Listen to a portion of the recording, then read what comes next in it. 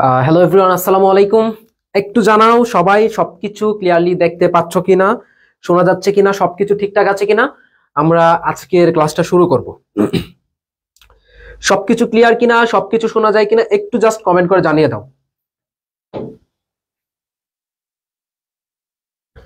একটু জানাও, আমরা ক্লাসটা শুরু করে দিচ্ছি।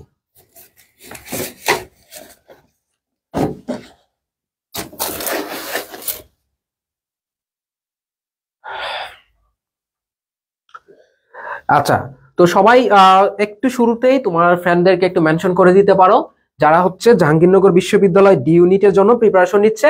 এবং আজকের এই ক্লাসের মাধ্যমে তোমরা অলরেডি অনেকেই জানো যে আমাদের বোটানি, শুধু বোটানি না, আমাদের সমগ্র বায়োলজির সবচাইতে কঠিন চ্যাপ্টার কার কাছে কোনটা লাগে জানি না, বাট ওভারঅল যদি আমরা বেশিরভাগ স্টুডেন্টদের কথা চিন্তা করি, তোমাদের সবচাইতে কঠিন চ্যাপ্টার কিন্তু এই উদ্ভিদ শারীর তত্ত্ব, তাই না? কার কার কাছে কঠিন লাগে চাইলে কমেন্টে জানায় দিতে পারো। তো সবচাইতে যে কঠিন চ্যাপ্টার উদ্ভিদ শারীর তত্ত্ব, এই চ্যাপ্টারটা আমরা জাস্ট একটা মাত্র ক্লাসের মাধ্যমে, জাস্ট এই ক্লাসটার মাধ্যমে, এখানে টোটাল 80টা কোয়েশ্চেন আছে। তো এই 80টা কোয়েশ্চেন সলভ করলে তুমি একদম 100% শিওর থাকো এমন ভাবে ক্লাসটা এনজয় করা যাবে, এমন ভাবে তুমি ক্লাস থেকে শিখে যাবা যার মাধ্যমে তুমি নিশ্চিত থাকো যে ভাইয়া এই চ্যাপ্টারের কোথাও কোনো ধরনের সমস্যা তোমার হবে না, কোথাও কোনো ধরনের সমস্যা হবে না ইনশাল্লাহ। এবং এত কঠিন একটা চ্যাপ্টার জাস্ট তুমি বস হয়ে যাবা জাস্ট মাত্র একটা ক্লাসের মাধ্যমে। তো একটু লং হইতে পারে ক্লাসটা, যেহেতু চ্যাপ্টারটা একটু ডিফিকাল্ট বা হচ্ছে তোমার, আচ্ছা এত কঠিন না, কারো কাছে কঠিন কারো কাছে সহজ, তো যেহেতু একটু ডিফিকাল্ট চ্যাপ্টার, সো একটু টাইম লাগবে বুঝাইতে তোমাদেরকে, যাতে করে তোমাদের ব্রেইনের মধ্যে একদম পিন মেরে দিতে পারি, বুঝছো? তো এইভাবে আমরা সলভ করব, ঠিক আছে? ওকে, আচ্ছা আগে কঠিন লাগতো এখন ইজি লাগে, হ্যাঁ ইনশাল্লাহ সবকিছু ইজি লাগবে। আচ্ছা, মশা ঢুকছে কোত্থেকে? আচ্ছা, মশা আসছে আমাদের সাথে ক্লাস করতে। এনিওয়ে, তো আমরা হচ্ছে শুরু করে দিই। তো ক্লাসটা কেউ শেষ পর্যন্ত মিস করবে না, তাহলে এই চ্যাপ্টারটা কিন্তু তুমি কোথাও এত সহজে পড়তে পারবে না। হয়তোবা তুমি অনেক বেশি কনসেপ্ট পাবা, অনেক কিছু শিখতে পারবা, বাট অ্যাডমিশনের জন্য কিন্তু এত কনসেপ্ট এত শিখার দরকার নাই। অ্যাডমিশনের জন্য যেটা প্রয়োজন সেটা তুমি নিশ্চিত থাকো আমার এই ক্লাসের বাইরে তুমি হয়তোবা এত সহজে এত সুন্দরভাবে শিখতে পারবা না। আমি আমি আমি একটু কনফিডেন্সলি বলতে পারি। আচ্ছা ওরিন, হ্যাঁ গুচ্ছের সময় আমাদের ফ্রি ক্লাস করে এই চ্যাপ্টার ইজি হয়ে গেছে। আচ্ছা, যদি আগে করে থাকো তাহলে তো ইজি হয়ে যাবে। আচ্ছা, ম্যাথ কেন এই এই চ্যাপ্টার করলে মেডিকেল ভার্সিটি প্রত্যেকটা জায়গায় কভার হবে ইনশাআল্লাহ, মানে ওভারঅল সব জায়গায় এটা কভার হবে। ওকে, যদি এইচএসসি 25 ব্যাচেরও স্টুডেন্ট থাকো তোমাদের জন্য কিন্তু এইচএসসি বোর্ড এক্সামের জন্য কিন্তু এই চ্যাপ্টার একদম ইজি হয়ে যাবে, বোর্ড এক্সামে বিশেষ করে এমসিকিউ এর জন্য। তো আমি এখানে 80টা যে কোশ্চেন আছে সবগুলা হচ্ছে কি জাহাঙ্গীরনগর বিশ্ববিদ্যালয় ডি ইউনিটে আসা, বাট এই কোশ্চেন গুলাই তুমি প্রতিবার বিভিন্ন বিশ্ববিদ্যালয়ে এই কোশ্চেন গুলাই তুমি কিন্তু পাবা। তো আমি তোমাদের সাথে আছি বায়েজিদ বুস্তামি, পড়াশোনা করছি বাংলাদেশ কৃষি বিশ্ববিদ্যালয়ে, এবং আমি আমার অ্যাডমিশন জার্নিতে জাহাঙ্গীরনগর বিশ্ববিদ্যালয়ে ডি ইউনিটে কিন্তু চান্স পেয়েছিলাম। তো যে ইউনিটের জন্য পড়াচ্ছি সেই ইউনিটে আলহামদুলিল্লাহ একটা আমার কিন্তু আছে, মানে পরিচয় আছে। ওকে, আচ্ছা ঠিক আছে, চলো। আচ্ছা, রাজন কি কমেন্ট করেছে, আমার কাছে টিস্যু কঠিন লাগে, আগে এই চ্যাপ্টার কঠিন লাগতো, বাট আপনি পড়ানোর পর এখন একবারে আলহামদুলিল্লাহ। তো এটাই কিন্তু শান্তি, যে তোমরা যখন জিনিসগুলা একটা ক্লাস আমার থেকে করার পর বা আমাদের টিচারদের থেকে করার পর যখন ইজি লাগে, এর মতো শান্তি বুঝাইতে পারবো না। যে আমরা যেটা পড়াচ্ছি এটাই হচ্ছে আমাদের সবচেয়ে বড় শান্তি, ঠিক আছে? তো আজকে আরেকটু শান্তি লাগাইতে চাই, তোমরা যাতে ক্লাস পর্যন্ত ক্লাসটা এনজয় করো। ওকে, তো তাহলে চলো শুরু করি। আমাদের প্রথম কোশ্চেন, কোনটি প্রস্বেদনের প্রধান অঙ্গ? আচ্ছা, এইটা আসছে জাহাঙ্গীরনগর বিশ্ববিদ্যালয়ে কত সেশনে? 23-24 সেশনে, ত্বকীয় কোষ। আচ্ছা, তারপর হচ্ছে কি পত্ররন্ধ্র, তারপর হচ্ছে কি ল্যান্টিসেল হাইডাথুন। এখন এখানে মূলত আমরা বইয়ে যেটা আছে সেটা হচ্ছে কি ভাইয়া, যে প্রস্বেদনের প্রধান অঙ্গ হচ্ছে কি পাতা। তাহলে প্রস্বেদনের প্রধান অঙ্গের নাম আমরা জানি কি পাতা। এবং প্রধান প্রস্বেদনটাও কিন্তু এই পত্ররন্ধ্রীয় প্রস্বেদন। তাহলে এখানে দেখো ত্বকীয় কোষ, তাহলে ত্বকীয় কোষে কি হচ্ছে আমাদের যে ত্বকীয় প্রস্বেদনটা, ত্বকের মধ্যে কি হচ্ছে ত্বকীয় প্রস্বেদন, বা আমরা বলতে পারি কি সেটা হচ্ছে তোমার কিউটিকুলার প্রস্বেদন, তাই না? আচ্ছা, পত্ররন্ধ্র, এখন যেহেতু এখানে ডিরেক্টলি পাতা দেওয়া নাই, তাহলে এখানে কি হবে? পত্ররন্ধ্র। এখন কথা হচ্ছে ভাইয়া দেখো প্রস্বেদনটা হচ্ছে কোন দিক দিয়ে? পত্ররন্ধ্র দিয়ে হচ্ছে। তো এই পত্ররন্ধ্রটা আলটিমেটলি পাতার অংশ। তো আমাদের অপশনও যদি কখনো পাতা দেওয়া থাকে তাহলে অ্যান্সার হবে পাতা, যদি কখনো পত্ররন্ধ্র দেওয়া থাকে তাহলে হবে কি? পত্ররন্ধ্র। এবং যদি কখনো কোশ্চেন আসে যে প্রধান প্রস্বেদন কি, যদি কখনো কোশ্চেন আসে যে ভাইয়া নিচের কোনটি প্রধান প্রস্বেদন, প্রস্বেদন আমরা প্রায় কয় প্রকার? 3 প্রকার। নিচের কোনটি প্রধান প্রস্বেদন, তখন আমাদের কি হবে? এই পত্ররন্ধ্রীয় প্রস্বেদনটাই উত্তর হবে। মাশাআল্লাহ, সবাই সঠিক উত্তর দিচ্ছ। জুথি, অন্বেষা, মৃধা, মিথিলা, ফারজানা, জান্নাতুজ জান্নাত, সিথিয়া। ওকে, হ্যাঁ, এই পত্ররন্ধ্র দিয়ে কিন্তু কত পার্সেন্ট প্রস্বেদন হচ্ছে? 90 থেকে 95% প্রস্বেদন হচ্ছে। ঠিক আছে, আচ্ছা, এই প্রস্বেদনটা কিন্তু এখান দিয়ে হচ্ছে। এনিওয়ে, আচ্ছা, আরেকটা আছে তোমার হাইডাথোড। দেখো, হাইডাথোড দিয়ে তরল পানি যখন বের হয়ে যায়, দেখো সাধারণত প্রস্বেদন প্রক্রিয়ায় যে পানিটা যায় সেটা কি আকারে যায়? বাষ্পাকারে। প্রস্বেদন প্রক্রিয়া যে পানিটা উদ্ভিদ থেকে বের হয় সেটা কি আকারে বের হচ্ছে? ভাইয়া বাষ্পাকারে। কিন্তু হাইডাথোড থেকে যে পানিটা বের হয় সেটা কি আকারে বের হয়? তরল আকারে। কি আকারে? তরল আকারে বের হয়। এবং এই হাইডাথোডের মাধ্যমে তরল আকারে পানি বের হওয়াটাকে কি বলা হচ্ছে? গাটেশন বলা হচ্ছে। তাহলে এই তরল আকারে যখন পানিটা বের হয় তখন সেটাকে কি বলা হচ্ছে? গাটেশন বলা হচ্ছে। এখন কথা হচ্ছে ভাই, এটা কাদের ক্ষেত্রে দেখা যায়? এইটা দেখা হচ্ছে তোমার কাদের ক্ষেত্রে জানো? এইটার এক্সাম্পল যদি বলি তাহলে হবে কি?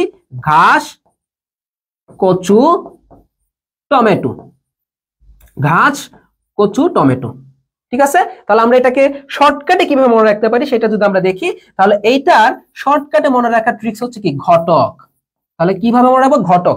ঘতে ঘাস, কতে কচু এবং টতে হচ্ছে কি?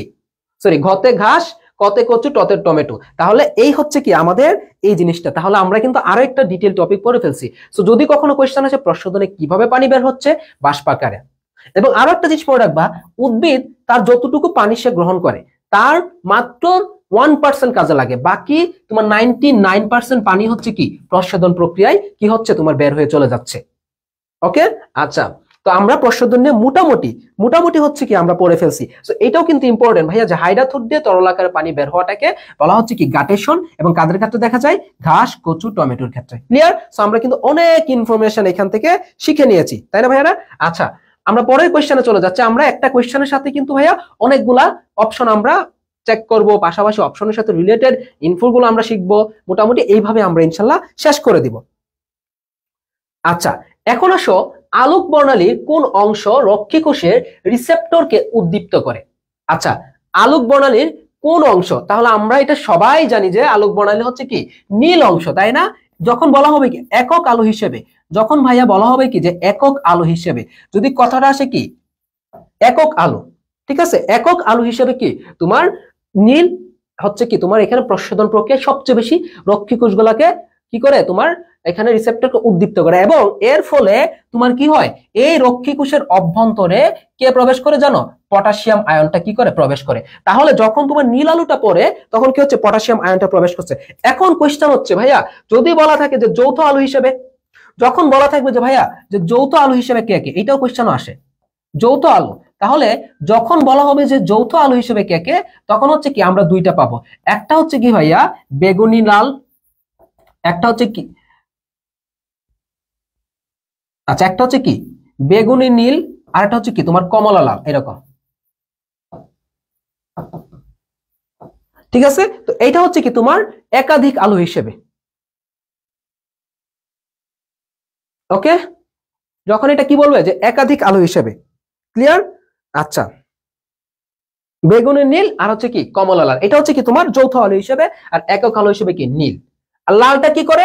লালটা হচ্ছে কি এটা ফটোসিনথেসিসের ক্ষেত্রে বা সালোক সংশ্লেষণের ক্ষেত্রে। ফটোসিনথেসিসের ক্ষেত্রে হচ্ছে কি লালটা। ওকে, তাহলে আমরা আশা করি এই কোশ্চেনের মানে খুবই ইম্পর্টেন্ট ভাইয়া, এটা অনেক ইম্পর্টেন্ট, কিন্তু মনে রাখো এটা অনেক ইম্পর্টেন্ট। আচ্ছা, 3 নম্বর কোশ্চেন আসো, কোনটি প্রস্বেদনের সবচেয়ে গুরুত্বপূর্ণ প্রভাবক? একটু উত্তর করো। তাহলে কোনটি হচ্ছে প্রস্বেদনের সবচেয়ে গুরুত্বপূর্ণ প্রভাবক?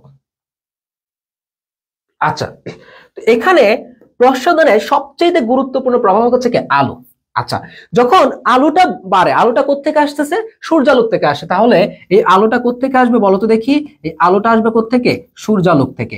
আচ্ছা, যখন এই আলোটা এসে পড়বে, তো আলোটা পড়ার সাথে সাথে তোমার এখানে কি কি পরিবর্তনগুলো হবে সাধারণত? তো আলো আসলে এখানে চেঞ্জ হয়। প্রথমত হচ্ছে কি এখানে আলো আসার ফলে কি হয়? তাপমাত্রা বাড়ে, তাপমাত্রা বৃদ্ধি পাবে।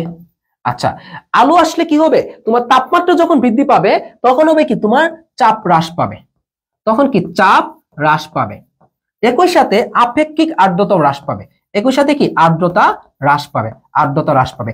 এখন দেখো এই একটা মাত্র জিনিস যে আলো যে প্রভাবকটা আছে বা এটা প্রসাধনের বাহ্যিক প্রভাবক, এই একটা মাত্র প্রভাবক অন্য প্রভাবকদেরকেও সে প্রভাবিত করতেছে। তাহলে এই একটা মাত্র প্রভাবক কি করতেছে, তোমার সূর্যের যে আলোটা সেটা বায়ুমণ্ডলের তাপমাত্রাকে বৃদ্ধি করছে, পাশাপাশি আপেক্ষিক আর্দ্রতাকে হ্রাস করতেছে, পাশাপাশি হচ্ছে কি চাপ হ্রাস করতেছে। এখন আমরা জানি যে ভাইয়ার দেখো, আমরা জানি কি যখন তাপমাত্রা বৃদ্ধি পায় তখন কি প্রসাধনটা ইনক্রিজ করতেছে, যখন চাপটা হ্রাস পাচ্ছে তখন কি হচ্ছে প্রসাধনটা ইনক্রিজ হচ্ছে, যখন আর্দ্রতাটা হ্রাস পাচ্ছে তখন কি হচ্ছে প্রসাধনটা ইনক্রিজ হচ্ছে।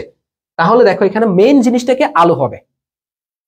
অনেকেই এ নাম্বার অ্যান্সার করছো ভাইয়ারা, এটা মেইন ফ্যাক্টরটা হচ্ছে কি আলো, মেইন ফ্যাক্টরটা কিন্তু আলো। এখন চিন্তা করো ভাইয়া, আলো কিন্তু এখানে তাপমাত্রার উপর ডিপেন্ড করতেছে না, তাই না? তো আলো তো ভাই এটা সূর্যালোক থেকে আসবে, এখন তাপমাত্রা কম থাকুক বাড়তি থাকুক সেটা ডাজন্ট ম্যাটার। তুমি চিন্তা করো তো, যখন সূর্যের আলোটা বেশি আসে তখন টেম্পারেচারটা বৃদ্ধি পায় না। সো তাপমাত্রা নির্ভর করছে আলোর উপর, বা আলো কিন্তু কারোর উপর নির্ভর করছে না। ওকে, আচ্ছা, তাহলে আমরা আশা করি এটা বুঝতে পেরেছি। নেক্সট আসো 4 নম্বর 23-24-এ। ওকে, প্রসাধনের সময় পানির সঙ্গে কোন পদার্থটি নির্গত হয়ে রোগ প্রতিরোধে সাহায্য করে? এটা একটু বলো, এটা একটু ট্রিকি কোয়েশ্চেন, সচরাচর আমাদের এটা পড়া হয় না। তাহলে প্রসাধনের সময় পানির সঙ্গে কোন পদার্থটি নির্গত হয়ে রোগ প্রতিরোধে সহায়তা করে?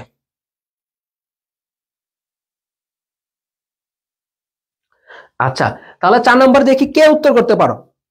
Good, very good. তাহলে কি হবে, এটা লবণ হবে। তাহলে প্রসাধনের সময় পানির সঙ্গে কোন পদার্থটা যায়, তোমার লবণটা চলে গিয়ে কি করে রোগ প্রতিরোধে এটাকে কি করতেছে, সহায়তা করতেছে। আচ্ছা, আজকে তোমাদের রেসপন্স ভালো, তোমাদের মানে ইন্টারেস্টও ভালো। ওকে, আচ্ছা, আমি একটু দুঃখিত, আজকে সকালে তোমাদের এই চ্যাপ্টারটা হওয়ার কথা ছিল এবং সন্ধ্যাবেলা হচ্ছে মৌলে পর্যাবৃত্ত হওয়ার কথা ছিল, কিন্তু হয় নাই। সাধারণ সত্যি কথা হচ্ছে আমি সকালে ঘুম থেকে উঠতে পারি নাই। রাতে হচ্ছে তোমার মানে গত রাতে এত পরিমাণে ভিডিও শুট করছি, এত ভিডিও শুট করছি, লেটে ঘুমাইছি, ঘুমায় হচ্ছে কি তোমার সকালে আর উঠতেও পারলাম না, ক্লাসটাও নিতে পারলাম না, এই আর কি অবস্থা। তো সমস্যা নাই, এই যে মৌলে পর্যায়বৃত্ত কেমিস্ট্রি ক্লাসটা কালকে সকালে হবে। ইনশাল্লাহ কালকে সকালে ক্লাস নিয়ে আবার আমি ঢাকায় যাব, তোমাদের যাবির জন্য কিছু কাজ আছে, তো ওইটা কমপ্লিট করে এসে আবার ক্লাস শুরু হয়ে যাবে। গ্যাপ যাবে না, একদিন মাঝে গ্যাপ যাবে। আচ্ছা, কোন চাপের কারণে পত্ররন্ধ্র, কোন চাপের কারণে পত্ররন্ধ্র খোলা ও বন্ধ হয়? আচ্ছা দেখো, রক্ষী কোষের উপর টার্গার চাপ, মূলদ চাপ, ধনাত্মক চাপ নাকি ইম্বাইবিশনাল চাপ? বলো কোন চাপের কারণে, বলো। আচ্ছা দেখো, এখন এখন চিন্তা করো ভাই, অ্যালার্ম দিলেও না, সত্যি কথা বলে আমি অ্যালার্মের সাউন্ড শুনতে পারি না, এটা হচ্ছে মেইন কথা। আচ্ছা, কোন চাপের কারণে পত্ররন্ধ্র খোলা ও বন্ধ হয়? এখন দেখো এখানে যেটা আছে মূলদ চাপ, ভাই খুলবে কে? পত্ররন্ধ্র। তার সাথে আমার মূলের কি সম্পর্ক? খুলবে হচ্ছে কি তোমার পত্ররন্ধ্র, এখানে ধনাত্মক চাপ, এটা এগুলো কিন্তু ফ্যাক্টর না। ইম্বাইবিশনাল চাপ, ইম্বাইবিশন তো আলাদা। এটা হচ্ছে ইম্বাইবিশন কি, যখন কোন একটা শুষ্ক একটা বস্তু পানি শোষণ করে বা তরল শোষণ করে, এটাকে বলে ইম্বাইবিশন। তো এটার সাথে তো আসলে আমাদের পত্ররন্ধ্র খোলার কোনো সম্পর্ক নেই। তাহলে পত্ররন্ধ্র খোলা হচ্ছে কি রক্ষী কোষের উপর চাপ। তাহলে রক্ষী কোষের উপর টার্গার প্রেসার হচ্ছে কি এখানে পত্ররন্ধ্রটা কি করে তোমার খোলা বা বন্ধ হওয়াটা কি করবে, নিয়ন্ত্রণ করবে। ওকে, আচ্ছা, এরপর আসো আমরা পরের কোশ্চেন হচ্ছে কি আমাদের কত নম্বর কোশ্চেন, 6 নম্বর কোশ্চেন। দেখো, কোনটি বৃদ্ধি পেলে প্রসাধন হার কমে যায়? তো এটার জন্য কিন্তু আমরা 4 নম্বর কোশ্চেন দেখে আসছি। তাহলে 4 নম্বর কোশ্চেনে কি বলছিলাম, যে তোমার মনে রাখবা প্রসাধনের সাথে একটা সম্পর্ক দেই, যে প্রসাধনের সাথে সম্পর্ক হচ্ছে কি 1/, আর্দ্রতা অথবা কি চাপ। তাহলে মনে রাখবা প্রসাধনের সাথে সবাই সমানুপাতিক। আলো বাড়লে প্রসাধন বাড়ে, তাপমাত্রা বাড়লে প্রসাধন বাড়ে, সবাই বাড়লে প্রসাধন বাড়বে। শুধুমাত্র যখন আর্দ্রতা বাড়বে প্রসাধন কমবে, যখন চাপ বাড়বে প্রসাধন কমবে। তো এই রিলেশনটা হচ্ছে কি, যে প্রসাধনের সাথে ভাইয়া আর্দ্রতা এবং চাপ হচ্ছে কি ব্যস্তানুপাতিক। মনে থাকবে, আর্দ্রতা এবং চাপ হচ্ছে কি ব্যস্তানুপাতিক। তাহলে আমরা কি বলতে পারতেছি এখানে, আপেক্ষিক আর্দ্রতা হচ্ছে কি প্রসাধনের সাথে ব্যস্তানুপাতিক। তো যখন আপেক্ষিক আর্দ্রতা বৃদ্ধি পাবে তখন প্রসাধনটা কি হবে, ডিক্রিজ করবে বা হ্রাস পেয়ে যাবে। ক্লিয়ার সবাই? তো এই দুইটা মনে রাখবা, আচা দিয়ে মনে রাখবা। আমি কি দিয়ে মনে রাখতাম? আচা দিয়ে মনে রাখতাম, ঠিক আছে? তার প্রসাধনের ব্যস্তানুপাতিক আচা। আশা করি তোমরা সকলে এই জিনিসটা খুব ভালোভাবে বুঝতে পেরেছো। আচ্ছা, একটা কোশ্চেনের সাথে আরেকটা খুবই রিলেটেড। আচ্ছা দেখো, এটাও তোমরা পারবা। তাহলে কলের জাতীয় শুষ্ক পদার্থ দ্বারা তরল পদার্থ শোষণের প্রক্রিয়াকে কি বলা হয়? আমি অলরেডি বলে আসছি যে কোন একটা শুষ্ক বস্তু, সেটা কোন একটা কাঠ হইতে পারে, মানে শুষ্ক কাঠ কি একটা জড় বস্তু, জিলেটিন হইতে পারে, তাই না? তো এই যে কাঠ হইতে পারে, জিলেটিন হইতে পারে, আঠা হইতে পারে, তারপর কি তোমার সেলুলোজ হইতে পারে। তো ওরা যখন শুষ্ক বস্তু যখন কি করবে, তোমার কোন তরল পদার্থ শোষণ করবে, তখন সেটাকে বলা হবে কি ইমবাইবিশন। তাহলে ইমবাইবিশনটা কারা করতেছে? যেমন কোন একটা কাঠ, তারপর হচ্ছে কি আঠা, তারপর কি জেলাটিন। ওকে, আচ্ছা, তারপর আসতে পারে কি সেলুলোজ, স্টার্চ, তারপর কি আসতে পারে স্টার্চ, তারপর আসতে পারে কি সেলুলোজ। তো এই যে জিনিসগুলো আছে এরা কি করে তোমার, এরা হচ্ছে শুষ্ক অবস্থা, এবং এরা যখন পানিটাকে শোষণ করে তখন সেটাকে বলা হচ্ছে কি ইমবাইবিশন। তখন সেটাকে কি বলা হচ্ছে? ইমবাইবিশন বলা হচ্ছে। ওকে, আচ্ছা, মানে আমরা কিন্তু আমি তোমাদেরকে এমন ভাবে পড়াচ্ছি একটা কোয়েশ্চেনের সাথে আরেকটা রিলেটেড, আরেকটার সাথে আরেকটা রিলেটেড। এই কোয়েশ্চেনটা পারলে পরেরটা তুমি ইজিলি পারবা, বা আগের একটা কোয়েশ্চেন সলভ করে আসলে পরেরটা তুমি ইজিলি পারবা। এমন ভাবে ব্যাখ্যা দিয়ে তোমাদেরকে কিন্তু আমি জিনিসটা দেখাচ্ছি, এবং ইনশাআল্লাহ এইটা শিওর এই চ্যাপ্টারে কোনো সমস্যাই থাকবে না আজকের এই ক্লাসের পর। ঠিক আছে, আচ্ছা, পরে আসো কোন আলুতে শালুক সংশ্লেষণটা বেশি ঘটে, 23-24 কোয়েশ্চেন। তাহলে আমি কিন্তু অলরেডি এটা উত্তর দিয়ে আসছি যে নীল আলুতে হচ্ছে কি প্রস্রদনটা বেশি হবে, এবং লাল আলুতে হচ্ছে কি তোমার শালুক সংশ্লেষণটা বেশি ঘটে। তাহলে কোন আলুতে শালুক সংশ্লেষণটা বেশি ঘটতেছে? লাল আলুতে কি শালুক সংশ্লেষণটা বেশি ঘটতেছে।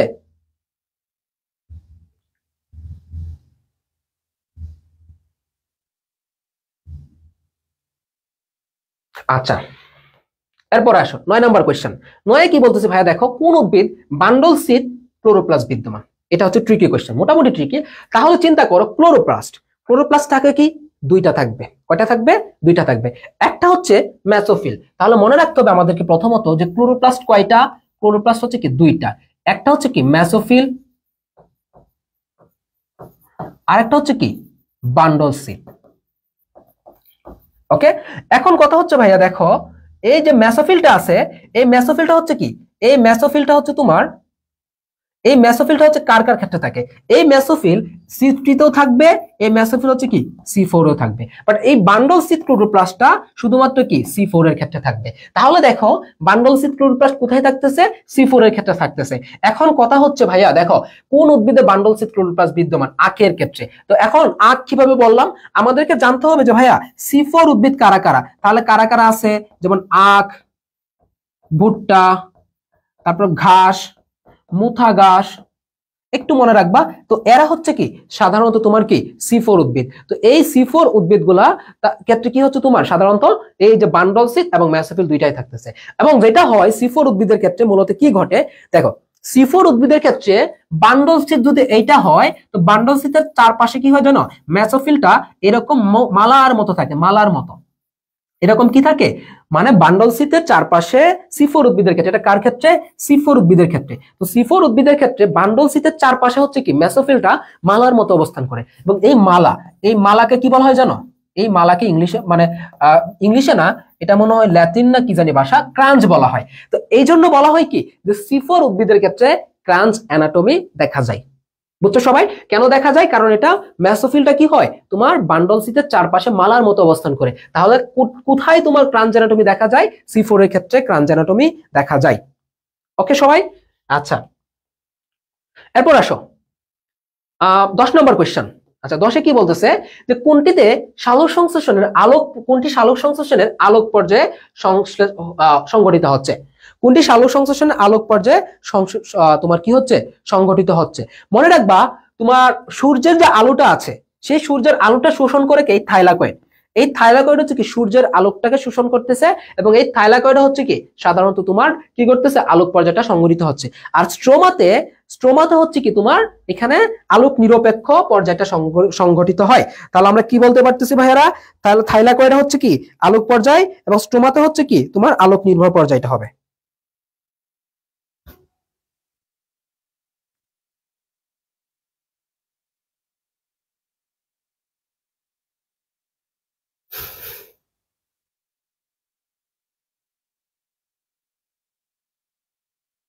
আচ্ছা ঠিক আছে সবাই, আচ্ছা তাহলে এটা বুঝছো এখন ক্লিয়ার?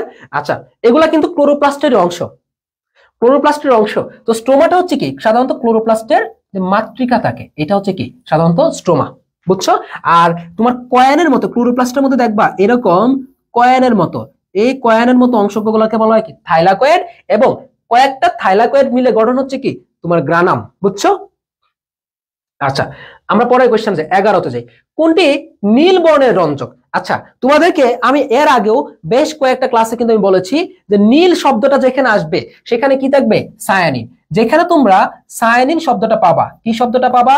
সায়ানিন শব্দটা পাবা, সেটা দিয়ে মনে রাখবো হচ্ছে কি এটা হচ্ছে নীল। যেখানে তোমরা ইরেথ্রিন শব্দটা পাবা সেটা দিয়ে মনে রাখবো হচ্ছে কি লাল। যেখানে ইরেথ্রিন পাবা সেটা হচ্ছে কি লাল বর্ণ। তাহলে নীল বর্ণের কোনটা হবে? ফাইকোসায়ানিন। এবং লাল বর্ণের কোনটা হবে? ফাইকো ইরেথ্রিন হচ্ছে কি লাল। তাহলে আমরা বলতে পারি কি এই ফাইকো ইরেথ্রিনটা হচ্ছে কি বর্ণের? লাল বর্ণের। ক্যারোটিনের এই ক দিয়ে কি মনে রাখবো আমরা? কমলা। ক্যারোটিনের ক দিয়ে মনে রাখবো হচ্ছে কমলা। এবং জ্যান্থোফিলের নিচে এখানে হ আছে না একটা, এই হটা দিয়ে মনে রাখবো কি? জ্যান্থোফিল হচ্ছে কি ভাইয়া? হলুদ। সো আমরা কি বলতে পারতেছি? বর্ণগুলো আমাদের শেষ। তাহলে ফাইকোসায়ানিন হচ্ছে নীল বর্ণের, ফাইকো ইরেথ্রিন হচ্ছে কি লাল বর্ণের, ক্যারোটিন হচ্ছে কমলা বর্ণের এবং জ্যান্থোফিল হচ্ছে কি হলুদ বর্ণের। এখন এই যে তোমার সাধারণত দেখো এখানে আরো একটা জিনিস আমাদের জানার আছে, সেটা হচ্ছে এই ফাইকোসায়ানিন এবং ফাইকো ইরেথ্রিন এই দুইটাকে একত্রে বলা হচ্ছে কি ফাইকোবিলিনস। এগুলা কি? পিগমেন্ট, সাধারণত আলোক শোষণ করে নির্দিষ্ট তরঙ্গের, ফাইকোবিলিনস বলা হচ্ছে। তাহলে যদি কখনো কোশ্চেন আসে যে ফাইকোসায়ানিন এবং ফাইকো ইরেথ্রিন, তাহলে এই দুইটা মিলে কি হচ্ছে? ফাইকোবিলিনস হচ্ছে। ওকে, আর ক্যারোটিন হচ্ছে কমলা, জ্যান্থোফিল হলুদ। আর এই কথাটা যেখানে সায়ানিন কথা পাবা সেটা নীল বর্ণের, যেখানে ইরেথ্রিন কথাটা পাবা সেটা হচ্ছে কি লাল বর্ণের। যেমন আমরা ইরেথ্রোসাইট পড়ছি না, তার মানে ইরেথ্রোসাইট হচ্ছে কি লোহিত রক্তকণিকা বা লাল বর্ণের কণিকা। ওকে, আচ্ছা দেখো এরপরে কি বলছে যে কোনটি বলছে হচ্ছে কি কোনটি সালোক সংশ্লেষণের আলোক পর্যায় উৎপন্ন হয়। আচ্ছা, সাধারণত সালোক সংশ্লেষণকে দুইটা পর্যায়ে ভাগ করা হয়। একটা হচ্ছে আলোক পর্যায় আর একটা হচ্ছে কি আলোক নিরপেক্ষ পর্যায়, তাই না? একটা হচ্ছে কি আলোক পর্যায় আর একটা হচ্ছে কি আলোক নিরপেক্ষ পর্যায়। মনে রাখবা আলোক পর্যায় হচ্ছে কি NADPH2 এবং কি ATP উৎপন্ন হয়। আর যদি বলা হয় যে আলোক নিরপেক্ষ পর্যায়ে কি উৎপন্ন হবে, যদি বলা হয় যে আলোক নিরপেক্ষ পর্যায়ে, আলোক নিরপেক্ষ পর্যায়ে কি উৎপন্ন হবে, তাহলে কি হবে? আলোক নিরপেক্ষ পর্যায়ে হচ্ছে কি গ্লুকোজ উৎপন্ন হবে। কি উৎপন্ন হবে ভাইয়া? গ্লুকোজ উৎপন্ন হবে। তাহলে আমরা কি বলতে পারতেছি যে সালোক সংশ্লেষণের কোন পর্যায়ে তোমার NADPH2 এবং ATP উৎপন্ন হচ্ছে? আলোক পর্যায়ে, যেখানে আলোর মাস্ট প্রয়োজন। বাট এই তোমার আলোক নিরপেক্ষ পর্যায়ে গিয়ে কি উৎপন্ন হবে? সাধারণত গ্লুকোজটা উৎপন্ন হচ্ছে। ওকে, আচ্ছা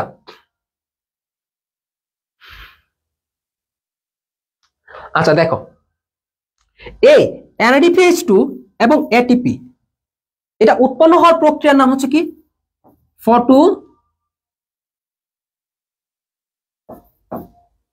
ফটোফসফোরাইলেশন।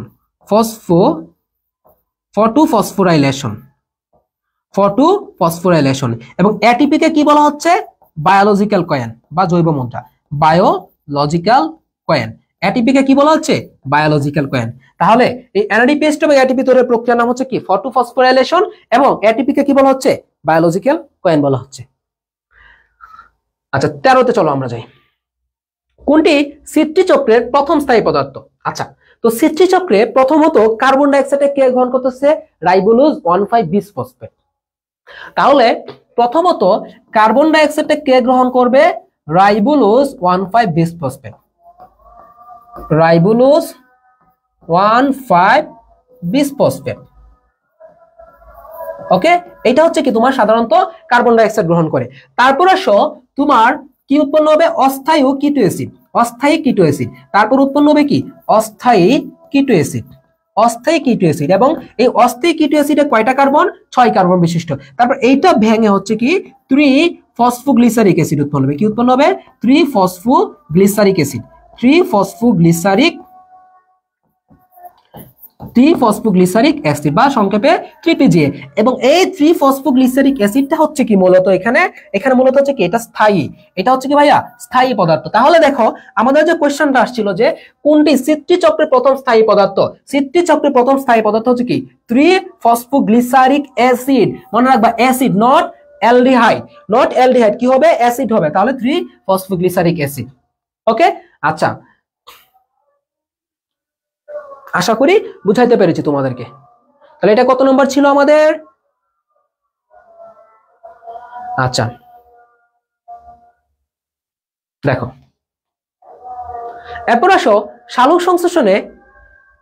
দেখো সালোক সংশ্লেষণে আলোর উপস্থিতিতে পানির বিভাজন তাহলে কি বলতেছি, পানির বিভাজন। তাহলে দেখো তোমাদেরকে আমি এটা এমন ভাবে পড়াবো যাতে করে তোমাদের কখনো না এটা মুখস্থ আর করা না লাগে, এমন ভাবে পড়াবো যাতে তোমাদের জিনিসটা আসলে এটা অর্থ দেখে বুঝতে পারো। তাহলে বিভাজন, কোনো কিছু বিভাজন অথবা ভাঙন, বিভাজন অথবা কি ভাঙন, এগুলাকে কি বলা হয় জানো? বিভাজন বা ভাঙনকে কি বলা হয় জানো? লাইসিস। কি বলা হচ্ছে? লাইসিস। মাথায় রাখবা, কোনো কিছু বিভাজন বা ভাঙন এগুলাকে বলা হচ্ছে কি ভাইয়া? লাইসিস বলা হচ্ছে। তাহলে দেখো এটা কার উপস্থিতিতে হচ্ছে? যখন আলুর উপস্থিতিতে। যখন কোনো কিছুতে আলু ব্যবহার হয় তখন হচ্ছে কি ফটো, অথবা বাংলায় কি ফটো ব্যবহার হয়। তাহলে মনে রাখবা, তাহলে কোনো কিছুতে যখন আলুর ব্যবহারটা হচ্ছে তখন কি সেখানে ফটো কথাটা আসে। যেমন আমরা শালুক সংশ্লেষণ, শালুক মানে কি আলু, এই জন্য কি বলতেছি আমরা? ফটোসিনথেসিস। ফসফোরাইলেশন, ফসফোরাইলেশন মানে কি? এটিপি কিভাবে তৈরি করতেছি আমরা? অজৈব ফসফেটের সাথে যুক্ত করে, তাই না? তাহলে ফসফোরাইলেশন, এই জন্য কি ফটো। তো এখানেও কি হবে? যেহেতু এটা ভাঙতেছে পানির বিভাজন, তার মানে কি এখানে সাথে যুক্ত হবে কি? ফটো। তাহলে আমাদের কি হবে? ফটোলাইসিস। বুঝতে পারছো সবাই? তাহলে আমরা এখানে অর্থ সহকারে পড়লাম কিন্তু। তো যেখানে আলুর উপস্থিতিটা পাবা সেখানে মনে রাখবো হচ্ছে কি ফটো কথাটা লিখতে হবে, এবং ভাঙ্গনকে বলা হবে কি? লাইসিস। তাহলে বায়োলজি আমরা কি করব? মাঝে মাঝে শুধুমাত্র মুখস্থ না, মাঝে মাঝে কি আমরা অর্থটাও যদি বুঝতে পারি তাহলে কিন্তু অনেক জিনিস আমরা একত্রে করে কভার করতে পারি। তাহলে আবারও বলতেছি, লাইসিস মানে যেখানে ভাঙন পাবা, আর ফটো মানে কি? যেখানে তোমরা আলুর উপস্থিতি পাবা। যেমন আমরা বলি না ফটো তুলো, এটাকে বাংলায় কি বলে? আলোকচিত্র, তাই না? আলোকচিত্র বলা হয় কিন্তু। পরে আসো, কোষের কোথায় ক্যালভিন চক্র সংঘটিত হচ্ছে? আচ্ছা, ক্লোরোপ্লাস্টের স্ট্রোমাতে হবে না, ক্লোরোপ্লাস্টের থাইলাকয়েডে হবে না, সাইটোপ্লাজমে হবে না, তাহলে কোথায় হবে বলো? ক্যালভিন চক্র কোথায় হচ্ছে? মাইটোকন্ড্রিয়ার ম্যাট্রিক্সে। তাহলে কোষের কোথায় ক্যালভিন চক্র হচ্ছে? আচ্ছা সরি, ক্যালভিন চক্র, আমি এটার ক্রেবস চক্র ভেবে ফেলছি, সরি। আচ্ছা দেখো, তাহলে ক্যালভিন চক্রটা কি? ক্যালভিন চক্রটা কি? এটা একটা কি অন্ধকার না? ক্যালভিন চক্র কি? এটা অন্ধকার বা আলোক নিরপেক্ষ।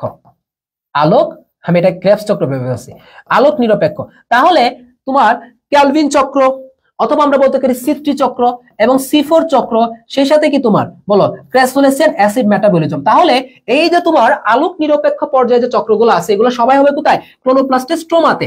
এবং তোমার আলোক পর্যায়ে যেগুলো আছে সেগুলো হচ্ছে ক্লোরোপ্লাস্টের থাইলাকয়েডে। আর আমি যেটা ভাবছিলাম মানে ক্যালভিন চক্রটা আমি প্যাচ লাগাই বলছিলাম কি ক্রেবস চক্র।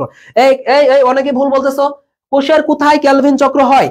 এই আমার সাথে সাথে অনেকেই দেখি মিস্টেক করতেছো। ভাইয়া শোনো, ক্যালভিন চক্র বলছে তো আমরা কিন্তু বইয়ে সাধারণত পড়ি না যে ক্যালভিন চক্র কোথায় সংঘটিত হচ্ছে, বাট আমরা এটা জানি যে ক্যালভিন চক্র বা সিট্রি চক্র, হ্যাচোস্ন্যাক চক্র বা C4 চক্র, সাথে ক্র্যাসুলেসন অ্যাসিড মেটাবলিজম বা CAM, এই তিনটা হচ্ছে কি আমরা জানি হচ্ছে কি আলোক নিরপেক্ষ, আলোক নিরপেক্ষ। এবং এটা আমরা জানি যে আলোক নিরপেক্ষ পর্যায়টা বা অর্থাৎ আলোক সংশ্লেষণের আলোক নিরপেক্ষ পর্যায়টা সংঘটিত হয় কোথায়? ক্লোরোপ্লাস্টের স্ট্রোমাতে। এবং আলোক পর্যায়টা সংঘটিত হয় কোথায়? তোমার ক্লোরোপ্লাস্টের থাইলাকয়েডে। সো আমরা এই তিনটা যেহেতু তোমার কি এখানে অন্ধকার বা আলোক নিরপেক্ষ, দ্যাটস এটা কি হবে? ক্লোরোপ্লাস্টের স্ট্রোমা হবে, ক্লোরোপ্লাস্টের স্ট্রোমা। ঠিক আছে, তাহলে এটা একটু মাথায় রাখবা। আর ক্রেবস চক্র বললে মাইটোকন্ড্রিয়ার ম্যাট্রিক্সে। ওকে, আশা করি তোমাদেরকে বুঝাইতে পারলাম। তাহলে এটা কত নম্বর ছিল? আমাদের 15 নাম্বার কোয়েশ্চেন ছিল। আচ্ছা 16তে চলো, এটা C4 হবে। হ্যাঁ, এখানে ভুলে C1, এটা C4। তাহলে দেখো C4 চক্রে কার্বন ডাইঅক্সাইড গ্রহীতাটা কে? আচ্ছা, আমরা জানি সিট্রি চক্রে কার্বন ডাইঅক্সাইড গ্রহীতাকে রাইবোলোজ 1,5 বিসফসফেট। আর C4 চক্রে হচ্ছে তোমার ফসফিনল পাইরুভিক অ্যাসিড বা সংক্ষেপে বলা হচ্ছে কি PEP। তাহলে C4 চক্রে কার্বন ডাইঅক্সাইড গ্রহীত হচ্ছে কি ফসফিনল পাইরুভিক অ্যাসিড। কে হবে? ফসফিনল পাইরুভিক অ্যাসিড হবে। এবং সিট্রি চক্রের ক্ষেত্রে যদি বলা হইতো যে ভাইয়া যে সিট্রি চক্রে কে হবে, তাহলে এটা হচ্ছে কি? এটা হচ্ছে সিট্রি চক্রে। তো আমরা কিন্তু খুবই ইম্পর্টেন্ট জিনিসগুলো পড়তেছি। এই যে তোমার সিট্রি এবং C4, এই চ্যাপ্টারে সবচাইতে ইম্পর্টেন্ট টপিক হচ্ছে কি সিট্রি প্লাস হচ্ছে কি C4। সো এই যে এই টপিকগুলো কখনোই মিস করা যাবে না। আমরা একটু পরে সিট্রি এবং C4 এর কি দেখবো বৈশিষ্ট্যগুলো কিন্তু এখান থেকে আমরা দেখে ফেলবো। ওকে, আচ্ছা গুড, ভেরি গুড। তাহলে তোমরা সঠিক উত্তর দিতে পারতেছো, তো খুব ভালো করে এগুলো দেখবা। চ্যাপ্টারটা কঠিন হইতে পারে, চ্যাপ্টারটা অনেক বড় হইতে পারে, কিন্তু তোমার এখানে কিছু নির্দিষ্ট টপিক থেকে কোশ্চেন আসে, বারবার সিট্রি বারবার C4 এগুলাই কিন্তু আসতেছে, বেশি কিন্তু আসতেছে না। আচ্ছা এরপর আসো, এই টপিকটা আমি কিভাবে পড়াবো দেখো, কত মজার চলে তোমাদেরকে পড়াবো। কোনটি রূপান্তরিত ক্লোরোফিল এ অণু? আচ্ছা, +2 কুইনন +2 সায়ানিন ফিওফাইটিন। দেখো ক্লোরোফিল, দেখো একটা জিনিস দেখো, ক্লোরোফিল আচ্ছা, ক্লোরোফিলে যাওয়ার আগে আমরা দেখো অন্য একটা জিনিস দেখি। ক্লোরোফিলে কি আছে? ফিল, ফ আছে না? কি আছে? ফ। তাহলে ক্লোরোফিলে কি আছে? ফ। এখানে ফিউফাইটিন এবং ফেরোডক্সিন, তাহলে দেখো এখানে ফিউফাইটিন এবং ফেরোডক্সিনে কিন্তু একটা মিল আছে। তাহলে এইটা তো ফ আছে, এটা তো ফ আছে। তাহলে কথা হচ্ছে ভাইয়া তুমি আসলে এই ফ দাগাবা নাকি এই ফ দাগাবা? আচ্ছা, এখানে আসো ফেরিডক্সিন। ফেরিডক্সিনের সাথে কি মিলতেছে? আয়রন মিলতেছে না? ফেরাস, ফেরি থেকে ফেরাস, তাহলে কি আসতেছে? ফেরি থেকে ফেরাস, কিন্তু ফিওর সাথে কিন্তু আয়রন মিলতেছে না। তাহলে ফেরিডক্সিনটা হবে কি? এটা আয়রন সালফার, এটা হচ্ছে কি? Iron sulphur. আচ্ছা, তাহলে একটাই ফ বাকি আছে, তাহলে ওই ফটা হবে কি? ফিওফাইটিন। তাহলে ফিওফাইটিন কি হবে? ক্লোরোফিল এ অনু। এখন আসো প্লাস 2 সায়ানিন এবং প্লাস 2 কুইনল, এই দুইটার মধ্যে অনেকের একটা কি লাগে? একটা কনফিউশন কিন্তু লাগতে পারে। তাহলে এই দুইটার মধ্যে যাদের কনফিউশন লাগে তাদের জন্য আছে কি আমার একটা স্পেশাল ট্রিক্স। তাহলে প্লাস 2 কুইনন এবং প্লাস 2 সায়ানিন দুইটাই হচ্ছে কি ক্ষুদ্র। এখন কুইনন কোনটা, সায়ানিন কোনটা? তাহলে প্লাস 2 সায়ানিন এইটা মনে রাখবো হচ্ছে কি চলন মানে ক্ষুদ্র প্রোটিন, এটা কি ক্ষুদ্র প্রোটিন। তাহলে কিভাবে পড়লাম? সায়ানিন, সায়ানিনের সাথে একটা সাফিক্স আছে না লাস্টে? ইন। তাহলে কি আসতেছে? এটা ইন কথাটা আসছে, এটা প্রত্যয় না, ইন কথাটা আসতেছে। প্রোটিনের ক্ষেত্রে ইন আছে। তাহলে আরেকটা বাকি প্লাস 2 কুইনন। তাহলে কুইননের ক্ষেত্রে কি হবে? লিপিড। আরেকভাবে মনে রাখতে পারো, কুইনন থেকে আমরা পাই কি? কুইন, তাই না? তাহলে আমরা কি পাই? কুইন পাই। বানানটা যদি হয় নাই মনে হয়, তাহলে কুইন, কুইন মানে কি? রানী। তো রানী কি সারাক্ষণ চেয়ারে বসে থাকে? চেয়ারে বসতে বসতে কি তার শরীরে চর্বি জমা হয়ে গেছে। তাহলে রানী কি করবে? চেয়ারে বসে থাকবে, চেয়ারে বসে বসে তার শরীরে চর্বি হয়ে গেছে, তার মানে কি লিপিড জমা পড়ছে। তাহলে প্লাস 2 কুইননতে লিপিড, প্লাস 2 সায়ানিনতে প্রোটিন, ফিওফাইটিনের ফ দিয়ে ক্লোরোফিল, ফেরিডক্সিনের ফেরি আছে বিদায় কি এখানে হচ্ছে কি তোমার আয়রন সালফার। এরপর আসো আরো কিন্তু বাকি আছে আমাদের, আরো বাকি আছে। আচ্ছা, আর কোনটা বাকি? আরেকটা বাকি, দাঁড়াও। আচ্ছা, আরেকটা আছে সাইটোক্রোম, এরকম মনে হয় না? সাইটোক্রোম। তাহলে তোমাদেরকে আমি এই চ্যাপ্টার যদি ডিটেল পড়াইতাম তাহলে বলতাম যে এখানে সাইটো কথাটা পাবা, সাইটো কথাটা, সাইটোক্রোম বা সাইটো কথাটা পাবা, সেখানে মোটামুটি আয়রন আছে। তাহলে এখানে কি আছে? আয়রন আছে। এই তো, আর তো মনে হয় তেমন নাই, তাই না? ক্লিয়ার? তাহলে বুঝছো? তাহলে এটা কাদের কঠিন লাগতো? এটা কার কার কাছে কঠিন লাগতো? বাট এখন মনে হচ্ছে ভাইয়া অনেক সহজ হয়ে গেছে, মুখস্থ কার কার করা লাগবে না বলো আমাকে। তাহলে আমি কিভাবে পড়াইলাম? প্লাস 2 কুইনন, কুইনন থেকে কুইন, কুইনের হচ্ছে কি অনেক সারাক্ষণ চেয়ারে বসে থাকতে হয়, শরীরে হয়ে গেছে চর্বি বা লিপিড। আচ্ছা, সায়ানিন, সায়ানিন ইন আছে ক্ষুদ্র প্রোটিন, ফিওফাইটিন, ফিওর ফতে ক্লোরোফিলের ফ ক্লোরোফিল, ফেরিডক্সিন, ফেরিতে ফেরি। বুঝছো? Anyone problem? সহজ লাগবে, মুখস্থ করা লাগবে এটা বলো। এটা কার কার মুখস্থ লাগবে না? মাশাআল্লাহ, তাহলে অনেকেরই মুখস্থ লাগবে না, এগুলা সবকিছু মুখস্থ করতে হয় না, বুঝছো? তো এইভাবে কয়েকবার প্র্যাকটিস করবে। আচ্ছা, এই ক্লোরোফিল এর সংকেতটা কিন্তু ইম্পর্টেন্ট। ক্লোরোফিল এ এবং হচ্ছে কি ক্লোরোফিল বি এর সংকেতটা কিন্তু ইম্পর্টেন্ট। তাহলে ক্লোরোফিল এ তে হাইড্রোজেন থাকবে কয়টা? 72টা। ক্লোরোফিল এ তে হাইড্রোজেন থাকবে কয়টা? 72টা। এবং অক্সিজেন থাকবে কয়টা? 5টা। তাহলে আমরা দেখি তো, হাইড্রোজেন 72টা, অক্সিজেন 5টা কোথায় আছে? এই যে এ নাম্বারে আছে। তাহলে এ নাম্বারে কি আছে? হাইড্রোজেন 72টা এবং অক্সিজেন কয়টা? 5টা। তাহলে অ্যান্সার কি হবে ভাইয়া বলো তো দেখি? এখানে অ্যান্সার হবে কি? এ হবে। ওকে, তারপর আসো যদি কখনো ক্লোরোফিল বি এর সংকেতটা আসে তখন হচ্ছে কি তোমার হাইড্রোজেন থাকবে 70টা, হাইড্রোজেন থাকবে 70টা এবং অক্সিজেন থাকবে 6টা। যখন ক্লোরোফিল বি বলবে, যখন ক্লোরোফিল কি বলবে? বি বলবে, তখন হাইড্রোজেন থাকবে 70টা, অক্সিজেন থাকবে কয়টা? 6টা। তাহলে দেখো তো এখানে হাইড্রোজেন 70টা, অক্সিজেন 6টা কোথায় আছে? এখানে কিন্তু নাই। তাহলে যদি বলা হয় যে ভাইয়া ক্লোরোফিল বি এর সংকেতটা কি, তখন হচ্ছে কি C55, হাইড্রোজেন কয়টা? 70টা, তারপর হচ্ছে কি অক্সিজেন কয়টা? 6টা। এটা হচ্ছে কি ভাইয়া ক্লোরোফিল বি এর সংকেত, মনে থাকবে। তাহলে ক্লোরোফিল এ এবং ক্লোরোফিল বি দুইটাই কিন্তু আমাদেরকে ভালো করে মনে রাখতে হবে, মনে থাকবে। এবং আরেকটা জিনিস মনে রাখবা, এই ক্লোরোফিল কিন্তু সালোক সংশ্লেষণ প্রক্রিয়ায় প্রধান পিগমেন্ট। এই ক্লোরোফিল হচ্ছে কি প্রধান রঞ্জক বা প্রধান পিগমেন্ট। এটা হচ্ছে কি প্রধান পিগমেন্ট বা বলতে পারি কি এটা প্রধান রঞ্জক। তাহলে এই ক্লোরোফিল এটা হচ্ছে কি ভাইয়া প্রধান পিগমেন্ট অথবা প্রধান রঞ্জক। আচ্ছা, জেইউতে ফুল সিলেবাস কিনা? গতবার ফুল সিলেবাস ছিল, বাট এইবার সার্কুলার আসলে ওরকম কোনো ইনস্ট্রাকশন পাই নাই। তো আমরা আপাতত শর্ট সিলেবাসটা কমপ্লিট করি, এর মধ্যে যদি আমরা ফাইনালি জানতে পারি যেটা ফুল না শর্ট, দেন হচ্ছে তো আমরা ফুল হইলে ফুল পড়বে। তারপর আমি তোমাদেরকে ফুল সিলেবাসটা মেডিকেলের আগে, শোনো আমার প্ল্যান হচ্ছে কি বায়োলজি বিশেষ করে, আর বাকিগুলো তো আসলে তেমন বেশি নাই, ফুল সিলেবাস নিয়ে এত চাপ নাই। মেডিকেলের আগে হচ্ছে তোমাদেরকে ফুল সিলেবাসের সমন্বয় নিয়ন্ত্রণ, তারপর কি রেচন, হ্যাঁ এইটা, তারপর হচ্ছে মানব জীবনের ধারাবাহিকতা, তারপর হচ্ছে কি প্রাণীর আচরণ, এই চ্যাপ্টার গুলো যেমন আছে, আর এখানে যেমন কোষ রসায়ন আছে, ব্রায়োফাইটা টেরিডোফাইটা আছে, হ্যাঁ তারপর আরেকটা কি জানি চ্যাপ্টার আছে, এই চ্যাপ্টার গুলো আমি তোমাদেরকে কমপ্লিট করে দিব ইনশাল্লাহ, টেনশনে কিচ্ছু নাই, মেডিকেলের আগে ইনশাল্লাহ কমপ্লিট করে দিয়ে দিব। আচ্ছা এরপর আসো, কোনটি কার্বন বিজারণের স্বীকৃত পথ নয়? আচ্ছা কোনটি কার্বন বিজারণের স্বীকৃত পথ নয়? আচ্ছা কার্বন বিজারণ, তাহলে দেখো কার্বন বিজারণ জিনিসটা কি তোমরা বলো, কার্বন বিজারণ জিনিসটা কি বলো? কার্বন বিজারণ জিনিসটা হচ্ছে ভাইয়া, কার্বন বিজারণ জিনিসটা হচ্ছে কি সালোক সংশ্লেষণ, সালোক সংশ্লেষণ, তাই না? এখন সালোক সংশ্লেষণে আমাদের তিনটাই পথ আছে এখানে, একটা হচ্ছে ভাইয়া ক্যালভিন চক্র, হ্যাচো-স্ল্যাক চক্র, ক্রেসোলেসেন অ্যাসিড মেটাবলিজম, আর ফটো রেসপিরেশন, এটা কি আলোক শোষণ, এটা কি তোমার কার্বন বিজারণের কোন স্বীকৃত পথ নয়। ওকে আচ্ছা সমাজ শোষণের, বাবারে 23-24 অনেক কোয়েশ্চেন আসছে, 23-24 কিন্তু অনেক কোয়েশ্চেন আসছে। আচ্ছা সমাজ শোষণে কোন পর্যায়ে অক্সিজেন ব্যবহৃত হয়? গ্লাইকোলাইসিস হয় না, অ্যাসিটাইল কোএ তৈরি সাইট্রিক অ্যাসিড চক্র এবং ইলেকট্রন ট্রান্সপোর্ট চেইন, তাহলে এখানে ইলেকট্রন ট্রান্সপোর্ট চেইনে মূলত হচ্ছে কি তোমার সমাজ শোষণে অক্সিজেনটা ব্যবহার করা হয়। আরেকটা জিনিস মনে রাখবা, ইলেকট্রন ট্রান্সপোর্ট চেইনে কিন্তু কোনো ধরনের এটিপি উৎপন্ন হয় না, কোনো ধরনের এটিপি উৎপন্ন কিন্তু হয় না, এই ইলেকট্রন ট্রান্সপোর্ট চেইনে কিন্তু কোনো প্রকার ভাইয়া এটিপি কিন্তু তৈরি হচ্ছে না, এখানে কোনো এটিপি তৈরি হয় না।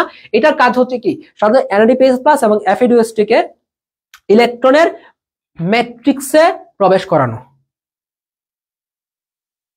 ওকে আচ্ছা তাহলে এটা ডি গেল, 20 নাম্বার গেল।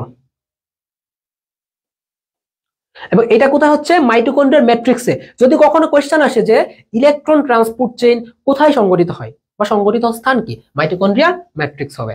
ওকে পরে কোশ্চেন আসো ভাইয়ারা, সবাত শোষণে কোন ধাপে, সবাত শোষণে কোন ধাপে NADH2 জারিত হয়? Glycolysis, acetyl CoA, citric acid চক্র, নাকি ইলেকট্রন ট্রান্সপোর্ট চেইন? বলো।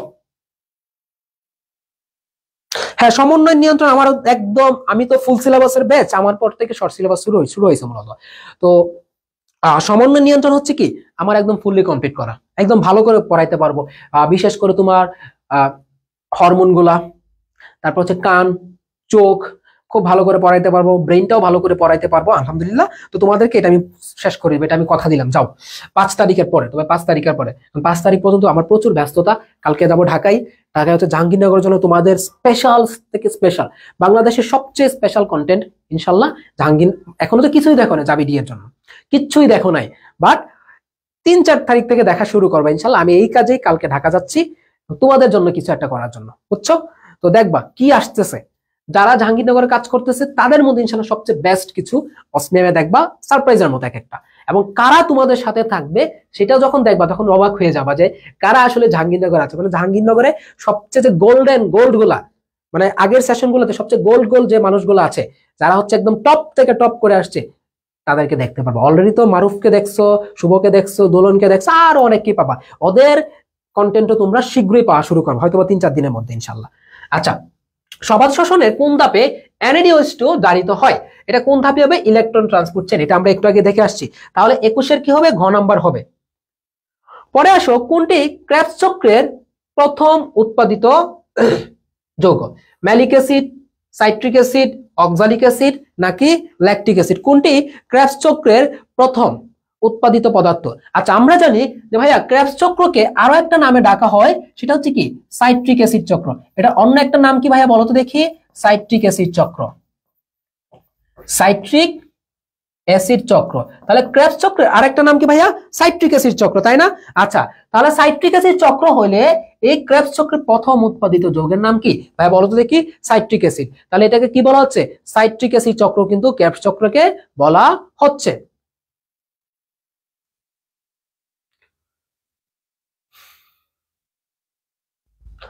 ওকে আচ্ছা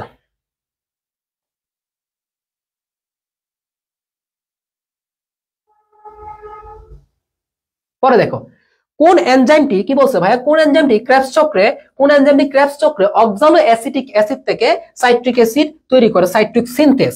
তাহলে দেখো কোনো কিছু তৈরি করা, এখানে এনজাইমটা কিভাবে মনে রাখতে পারো, কোনো কিছু তৈরি, তৈরি মানে কি জানো, এটাকে আমরা আরেকটা সুন্দর ভাষায় বলতে পারি সংশ্লেষণ।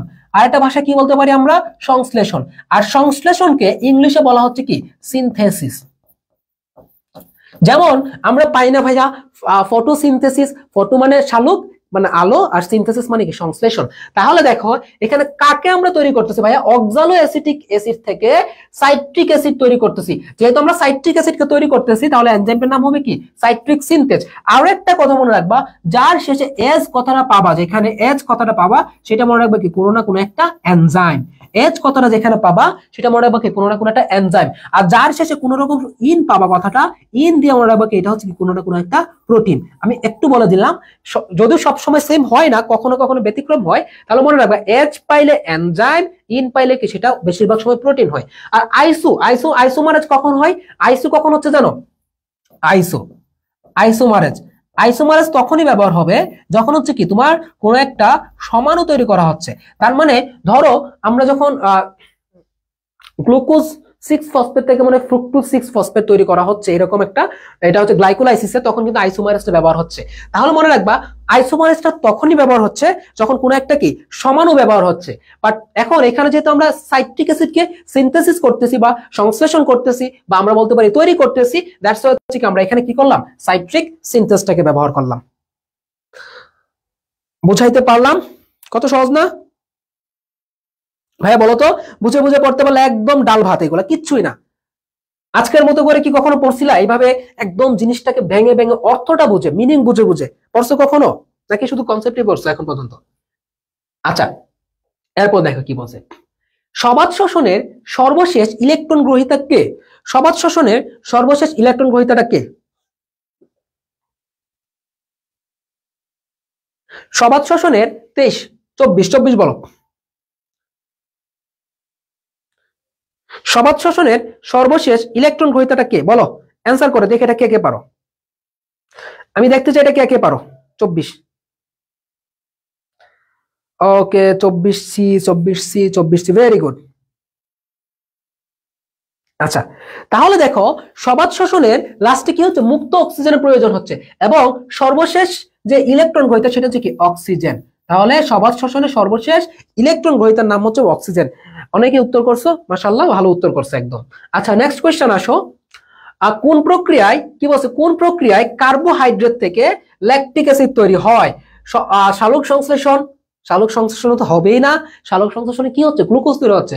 ফটো রেসপিরেশন হবে না। অবাত শ্বসন, ফটোফসফোরাইলেশন। তাহলে ফটোফসফোরাইলেশনে কি হচ্ছে, অ্যাটিপি তৈরি হচ্ছে। অবাত শ্বসন, হ্যাঁ অবাত শ্বসন। তাহলে দেখো তোমার অবাত শ্বসনে সাধারণত কি হচ্ছে, এটা কি একটা শ্বসন। শ্বসন দুই প্রকার, একটা হচ্ছে কি সবাত, আর একটা হচ্ছে তোমার কি অবাত শ্বসন। এবং অবাত শ্বসনে মূলত কি হচ্ছে তোমার, অবাত শ্বসনে মূলত কি হচ্ছে, পাইরুভিক অ্যাসিডকে অসম্পূর্ণভাবে জারিত করে ইথানল ও কার্বন ডাই অক্সাইড অথবা ল্যাকটিক অ্যাসিড তৈরি করতেছে। তাহলে এখানে আমরা বলতে পারি ethanol plus carbon die oxide, অথবা এইটা না বলে আমরা বলতে পারি কি এটা ল্যাকটিক অ্যাসিড। ক্লিয়ার? অথবা কি বলতে পারি আমরা, ল্যাকটিক অ্যাসিডও বলতে পারি। ক্লিয়ার? তাহলে এটা কোন শোষণ, অবাত শোষণ। তাহলে অবাত শোষণে কাকে আমরা জারিত করতেছি, কার্বোহাইড্রেট থেকে। ঠিক আছে সবাই? আচ্ছা, নেক্সট কোয়েশ্চেন। ওকে, সবাত শোষণে গ্লুকোজের শ্বসনিক হার কত বলো? সবাত শোষণে গ্লুকোজের শ্বসনিক হার কত, এটা উত্তর করো। আর অবাত শোষণে কত অণু এটিপি তৈরি হয়? অবাত শোষণে কিন্তু 2 অণু এটিপি তৈরি হচ্ছে। আচ্ছা, তো দেখো সবাত শোষণে গ্লুকোজের শ্বসনিক হার। আচ্ছা, শ্বসনিক হার মূলত কি, কার্বন ডাই অক্সাইড ত্যাগ আর নিচে হচ্ছে কি অক্সিজেন গ্রহণ। তো এই দুইটার অনুপাতকে বলা হচ্ছে কি, মূলত শ্বসনিক হার বলা হচ্ছে। তাহলে শ্বসনিক হার কত, 1.2। তারপর অলিক অ্যাসিডের কত, 0.71। অলিক অ্যাসিডের কত, 0.71, এবং ম্যালিক অ্যাসিডের কত, 1.33। Malic acid. তাহলে মনে রাখবো আমরা, ঠিক আছে না? তাহলে দেখো গ্লুকোজের শ্বসনিক হার 1, অলিক অ্যাসিডের 0.71, ম্যালিক অ্যাসিডের কত, 1.33। এটা ক্লিয়ার? তাহলে শ্বসনিক হার মানে বুঝছো, কার্বন ডাই অক্সাইড ত্যাগ, মানে শ্বসন প্রক্রিয়ায় কতটুকু কার্বন ডাই অক্সাইড ত্যাগ করা হচ্ছে এবং কতটুকু হচ্ছে কি অক্সিজেন যুক্ত হচ্ছে, সেইটার অনুপাতকে বলা হচ্ছে কি সাধারণত সাধারণত কি শ্বসনিক হার বলা হচ্ছে। আচ্ছা, নেক্সট কোয়েশ্চেন চলো ভাইয়ারা আমরা দেখি কি আছে, কোনটি গ্লাইকোলাইসিস ও ক্রেবস চক্রের আচ্ছা সংযোগকারী। প্রথমত সবাত শোষণের ক্ষেত্রে আমরা যেটা পাই সেটা হচ্ছে কি, প্রথম যে জিনিসটা সেটার নাম হচ্ছে কি গ্লাইকোলাইসিস। প্রথম যে ধাপটা সেটা হচ্ছে কি গ্লাইকোলাইসিস। তারপর আমরা আসি কোথায়, ক্রেবস চক্র, তাই না? তারপর যাই কোথায় আমরা ইলেকট্রন ট্রান্সপোর্ট চেইন। তো আমরা যখন 9-10 এ ছিলাম তখন পড়তাম কি গ্লাইকোলাইসিসের পরে আসে কে অ্যাসিটাইল কোএনজাইম। তাহলে এটার মাঝে একটা ধাপ ছিল বাট এটাকে এখন আর ধরা হয় না, সেটা হচ্ছে কি অ্যাসিটাইল কোএ। Acetyl CoA. তাহলে আমরা কি বলতে পারি ভাইয়া বলো তো? আমরা বলতে পারি হচ্ছে যে তোমার কোনটি গ্লাইকোলাইসিস ও ক্রেবস চক্র সংযোগকারী রাসায়নিক, citric acid, pyruvic acid, acetyl CoA. এবং পাইরুভিক অ্যাসিড কি যদি বলা হয় যে গ্লাইকোলাইসিস প্রক্রিয়ায় সর্বশেষ উৎপন্ন পদার্থটার নাম কি, সর্বশেষ উৎপন্ন পদার্থটার নাম হচ্ছে কি পাইরুভিক অ্যাসিড। মনে রাখবা তাহলে গ্লাইকোলাইসিস থেকে কি তৈরি করা হচ্ছে পাইরুভিক অ্যাসিড, এবং এই পাইরুভিক অ্যাসিড থেকে পরবর্তীতে অ্যাসিটাইল কোএ, তারপর হচ্ছে কি ক্রেবস চক্র, ইলেকট্রন ট্রান্সপোর্ট চেইন। তো এই হচ্ছে কি মোটামুটি লিঙ্ক। তাহলে এটাকে কি বলা হচ্ছে দেখো, এখানে তোমার গ্লাইকোলাইসিস থেকে ক্রেবস চক্র এর মাঝে যে তোমার অ্যাসিটাইল কোএনজাইমটা আছে এটাকে বলা হচ্ছে কি লিঙ্ক রিঅ্যাকশন। তাহলে এটাকে এই যে তোমার সম্পূর্ণ জিনিসটাকে বলা হচ্ছে কি লিঙ্ক রিঅ্যাকশন। কি বলা হচ্ছে ভাইয়া? Link reaction. লিঙ্ক রিঅ্যাকশন বা সংযোগকারী বিক্রিয়া কিন্তু এটাকে বলা হচ্ছে। ওকে আচ্ছা, আমরা 23-24 বাবারে এত কোশ্চেন আসছে, মনে হয় এক এক শিফটে 2-3টা করে আসছিল। তাহলে চ্যাপ্টারটা আজকে অনেক ইম্পর্টেন্ট। এই চ্যাপ্টারে ক্লাসটা করলে 2-3 মার্ক পাওয়া কোনো ব্যাপারই না তোমার পক্ষে। আচ্ছা পরে আসো, ঘাস জাতীয় উদ্ভিদের জন্য ম্যাক্রোমৌল কোনটি? আচ্ছা তো সাধারণত আমরা ম্যাক্রোমৌল আমরা টোটাল অত্যাবশ্যক এলিমেন্টস কয়টা পাচ্ছি? 17টা। তার মধ্যে ম্যাক্রো 9টা, মাইক্রো 8টা। আচ্ছা তো সকল উদ্ভিদের জন্য ম্যাক্রো তো একটা আছেই, যেটা আমরা মনে রাখি কি দিয়ে, এমজিকে ক্যাফে ফর নাইস জবস, তাই না? ম্যাগনেসিয়াম, পটাশিয়াম, ক্যালসিয়াম, তারপর কি তারপর আছে হচ্ছে তোমার কি নাইট্রোজেন, আয়োডিন, তারপর হচ্ছে কি কার্বন, অক্সিজেন, ফসফরাস, সালফার। তাহলে এটা হচ্ছে কি মূলত সকল উদ্ভিদের জন্য ম্যাক্রোমৌল। বাট কিছু কিছু নির্দিষ্ট উদ্ভিদ আছে যাদের জন্য একটা ম্যাক্রোমৌল থাকে। এখন ম্যাক্রোমৌলগুলোকে বলা হচ্ছে কি অতি অত্যাবশ্যক, অর্থাৎ এগুলো ছাড়া একটা উদ্ভিদ বাঁচতেই পারে না। এখন যখন কোন একটা মৌল কোন একটা নির্দিষ্ট উদ্ভিদের জন্য ম্যাক্রোমৌল হয় তখন আসলে সেটাকে বলা হচ্ছে কি, কোন একটা নির্দিষ্ট উদ্ভিদের জন্য যখন ম্যাক্রোমৌল হয় তখন সেটাকে বলা হয় কি উপকারী মৌল। তাহলে নির্দিষ্ট উদ্ভিদের জন্য যখন বলা হবে তখন হচ্ছে কি সেটাকে বলা হবে কি উপকারী মৌল। তাহলে দেখো ঘাস জাতীয় উদ্ভিদের জন্য কি থাকে? তাহলে ঘাস কোথায় হয় বলো? ঘাস কোথায় হচ্ছে? মাটিতে।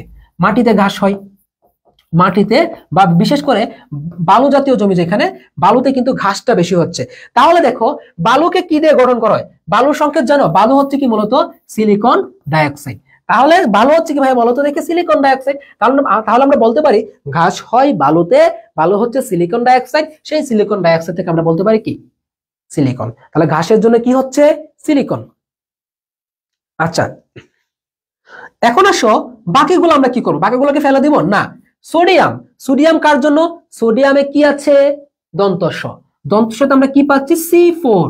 অর্থাৎ সোডিয়াম কার জন্য বলতো দেখি? C4 এর জন্য। নো মুখস্থ, কোনো মেমোরাইজিং হবে না, জাস্ট দেখবার উত্তর করবা। তাহলে সোডিয়াম, সোডিয়ামে আছে দন্তস্ব, এই দন্তস্ব থেকে কি আসে? দন্তস্ব আর C4 মিল আছে না? তাহলে C4। তারপর কি আয়রন। তো এই আর কি মোটামুটি। তো দেখো সোডিয়াম গেল, তারপর তোমার অ্যালুমিনিয়াম তো লাগে না, এগুলো অ্যালুমিনিয়াম তো উপকারী মৌল না। তারপর কি আয়োডিন আছে, তাই না? আয়োডিন মনে হয়। আচ্ছা আরেকটা আছে কি জানি তোমার কোবাল্ট। কোবাল্ট হচ্ছে কি নাইট্রোজেন ফিক্সিং। এরপর আসো আয়োডিন। তো আয়োডিন কার জন্য? আয়োডিন কোথায় পাওয়া যায়? আয়োডিন কোথায় পাওয়া যায়? সাধারণত পানিতে পাওয়া যায়। তাহলে আয়োডিন পানিতে পাওয়া যায় সাধারণত কি তোমার শৈবাল। তাহলে আয়োডিন কার জন্য? শৈবালের জন্য। আয়োডিন শৈবাল, এবং তোমার কোবাল্ট হচ্ছে কি নাইট্রোজেন ফিক্সিং। ক্লিয়ার? একদম মুখস্থ চারা মনে রাখতে পারো। আচ্ছা এরপর আসো উপকারী মাইক্রোমৌল হিসেবে সোডিয়াম শোষিত হয়। যে উপকারী মাইক্রো না, উপকারী ম্যাক্রো হবে এটা মনে হয়, উপকারী ম্যাক্রো। আচ্ছা উপকারী ম্যাক্রোমৌল হিসেবে সোডিয়াম শোষিত হয় কোন জাতীয় উদ্ভিদে? তাহলে কি বলছিলাম ভাইয়া, এটা তোমরা উত্তর করো তো। আমি আগের কোশ্চেনে বলে আসছি যে সোডিয়াম কোথায় ব্যবহৃত হচ্ছে? সোডিয়াম হচ্ছে কি ভাইয়া বলো তো দেখি? C4 এ ব্যবহার হচ্ছে। C4। তাহলে সোডিয়াম কার জন্য? C4 এর জন্য। আবার মনে থাকবে C4 এর জন্য। লিগুইম উদ্ভিদে কি? লিগুইম মানে কি নাইট্রোজেন ফিক্সিং যেখানে হয়, লিগুইমের জন্য কি কোবাল্ট। কোবাল্ট কি হচ্ছে? লিগুইমের জন্য। তাহলে কোবাল্ট হচ্ছে লিগুইমের জন্য, আর সোডিয়াম হচ্ছে কি C4 উদ্ভিদের জন্য। আচ্ছা তারপরে চলেন আমরা 30 কোশ্চেনে যাই। 30 উদ্ভিদে কোন আয়ন, কি বলছে দেখো, উদ্ভিদে কোন আয়ন সর্বাপেক্ষা দ্রুত গতিতে শোষিত? আল্লাহ, এত ইম্পর্টেন্ট এই কোশ্চেন, তোমরা ধারণাও নাই। এটা যদি আমি স্টার দিয়ে ভরেও ফেলি তাও ধারণা নাই, মানে কোনটা সর্বাপেক্ষা দ্রুত আর কোনটা হচ্ছে ধীর। তাহলে মনে রাখবা, দ্রুত কারা কারা, ধীরে কারা কারা। দ্রুত আর হচ্ছে কি, ধীর। ওকে, তো আমরা যদি একটু দেখি দ্রুত কারা কারা, বা দ্রুত হচ্ছে পটাশিয়াম প্লাস আয়ন এবং নাইট্রেট আয়ন, আর ধীরে কে কে, ধীরে হচ্ছে ক্যালসিয়াম 2+, তারপর হচ্ছে কি সালফেট আয়ন, সাথে যদি আমরা অ্যাড করতে পারি কি ম্যাগনেসিয়াম 2+ কে, তাহলে এরা হচ্ছে ধীরে, এরা হচ্ছে দ্রুত। সো এটা এত ইম্পর্টেন্ট, মানে বলার মতো না ভাই। দেখো তাহলে এখানে কি হবে, সর্বাপেক্ষা দ্রুত কে, এখানে নাইট্রেট আয়ন। তো অনেক সময় এরকম কোশ্চেন আসে যে তোমার সাধারণত তোমার পটাশিয়াম আয়ন বা নাইট্রেট আয়নের গতিকে বাধা দেয় কারা, যদি কোশ্চেন আসে যে তোমার পটাশিয়াম বা নাইট্রেট আয়নের গতিকে কে কে বাধা দিবে, তাহলে ক্যালসিয়াম, সালফেট, ম্যাগনেসিয়াম 2+। কিভাবে দেয়, ধরো একটা চিকন একটা গলি, তো চিকন গলি দিয়ে তুমি হচ্ছে কি, তোমার সামনে একজন বৃদ্ধ মানুষ হেঁটে যাচ্ছে, তো বৃদ্ধ মানুষ তো এমনি এমনি হাঁটবে আস্তে আস্তে আস্তে আস্তে, বাট একজনকে আসলে এত চিপা একটা গলি যে একজনকে ওভারটেক করা কোনো পসিবল নাই। তাহলে তোমার তো ভাই ইয়াং মানুষ, তুমি তো একদম কি করবা, একদম উসাইন বোল্টের মতো যাবা। তো এখন তোমার সামনে যদি বৃদ্ধ মানুষ পড়ে যায়, তাহলে কি, সে যখন ধীরে ধীরে যাবে তখন কি হবে, সে মূলত তোমার গতিটাকে সে বাধা দিচ্ছে। তো সেম কাজটা এখানে হয়। তাহলে এরা কি করতেছে, এই ধীর যারা আছে এরা কি করতেছে, এদেরকে বাধা দিচ্ছে, তাহলে এদের গতিকে বাধা দেয়। তাহলে যদি কখনো আসে তাহলে মনে রাখবে এটা। এরপর আসো 31। আচ্ছা, পাতায় শোষিত সৌর সৌর সরি পাতায় শোষিত সৌররশ্মির মোট পরিমাণে কত ভাগ ক্লোরোফিল ও অন্যান্য রঞ্জক পদার্থ কর্তৃক শোষিত হয়? 83 থেকে 85%, 12 থেকে 15%, 0.5 থেকে 3.5%, কোনটি নয়। অ্যান্সার করে ফেলো, অ্যান্সার করে ফেলো এটা। আচ্ছা, সূর্যালোক, ধরো সূর্যের আলো আসতেছে, এই হচ্ছে কি সূর্য, এই সূর্য থেকে কি আসতেছে, আলো আসতেছে ধরো, তাহলে এই সূর্য থেকে পৃথিবীতে আলো আসছে। তো সূর্যালোকের সাধারণত 83% কে শোষণ করবে, উদ্ভিদের ক্লোরোপ্লাস্ট। আচ্ছা, বাকি 12% হচ্ছে কি, বায়ুমণ্ডলে প্রতিফলিত হবে, বায়ুমণ্ডলে প্রতিফলিত হবে। ওকে, আচ্ছা, তারপরে আসো আরো 5% বাকি আছে না, এই 5% হচ্ছে কি তোমার ভূগর্ভে বিলীন হবে। কোথায় বলো, ভূগর্ভে বিলীন হবে, ভূগর্ভে বিলীন হবে। এবং এই 83% মধ্য থেকে আলটিমেটলি 0.5 থেকে 3.5%, কত পার্সেন্ট, 0.5 থেকে 3.5% থাকবে যারা ক্লোরোফিল ও অন্যান্য রঞ্জক পদার্থ কর্তৃক শোষণটা হবে। আশা করি সবাইকে বোঝাইতে পারলাম। ওকে, আচ্ছা, পরে কোশ্চেন চলো। 32, প্যারাডক্সিন কি, এটা উত্তর করো। 22-23 কোশ্চেন আমি কিন্তু অলরেডি বুঝাই দিচ্ছি। প্যারাডক্সিন কি, ফ্ল্যাভোপ্রোটিন, আয়রন সালফার যুক্ত প্রোটিন, হিম গ্রুপ যুক্ত প্রোটিন, নাকি কোনোটি নয়? প্যারাডক্সিন কি বলো, এইটা যদি কেউ না পারো, এই 32 অ্যান্সার করে। এটা যে না পারবা খবর আছে, এটা যে না পারবা খবর আছে কিন্তু, বলো। এই 32 বলো, কে পারবা? এই 42 কে গেছে দেখি আবার। 32 বলো, এটা অলরেডি বলছি।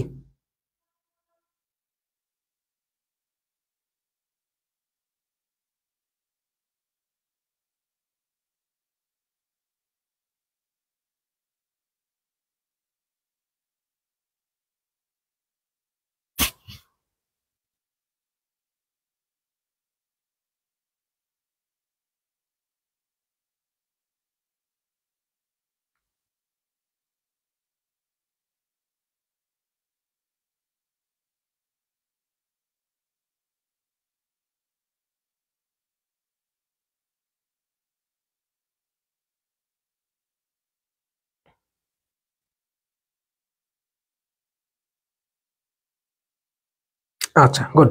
তাহলে দেখো আমি অলরেডি বলছি প্যারাডক্সিন কি হবে, এটা হবে আয়রন সালফার। আচ্ছা, আরেকটা যে হিম, হিম থেকে কি আসে? হিম কোথেকে আসে বলতো? হিম থেকে কি আসতেছে? আয়রন আসতেছে। তো যখন শুধুমাত্র সিঙ্গেল আয়রন থাকবে তখন সেটা কি হবে? সাইটোক্রোম। মনে থাকবে, যখন শুধুমাত্র সিঙ্গেল আয়রন থাকবে তখন জিনিসটা হবে কি? সাইটোক্রোম।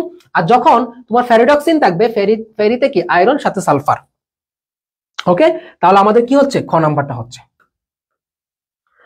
আচ্ছা 33 আসো, সাইটোক্রোম কি? এই দেখছো 22 তে সেই কোশ্চেন আসছে আবার। তাহলে সাইটোক্রোম কি? হিম গ্রুপ যুক্ত বিশিষ্ট প্রোটিন, ক্ষুদ্র membrane protein, iron sulphur protein নাকি ফ্লাভোপ্রোটিন? বলো কি বলো? 33 বলো, 33 নম্বর বলবা।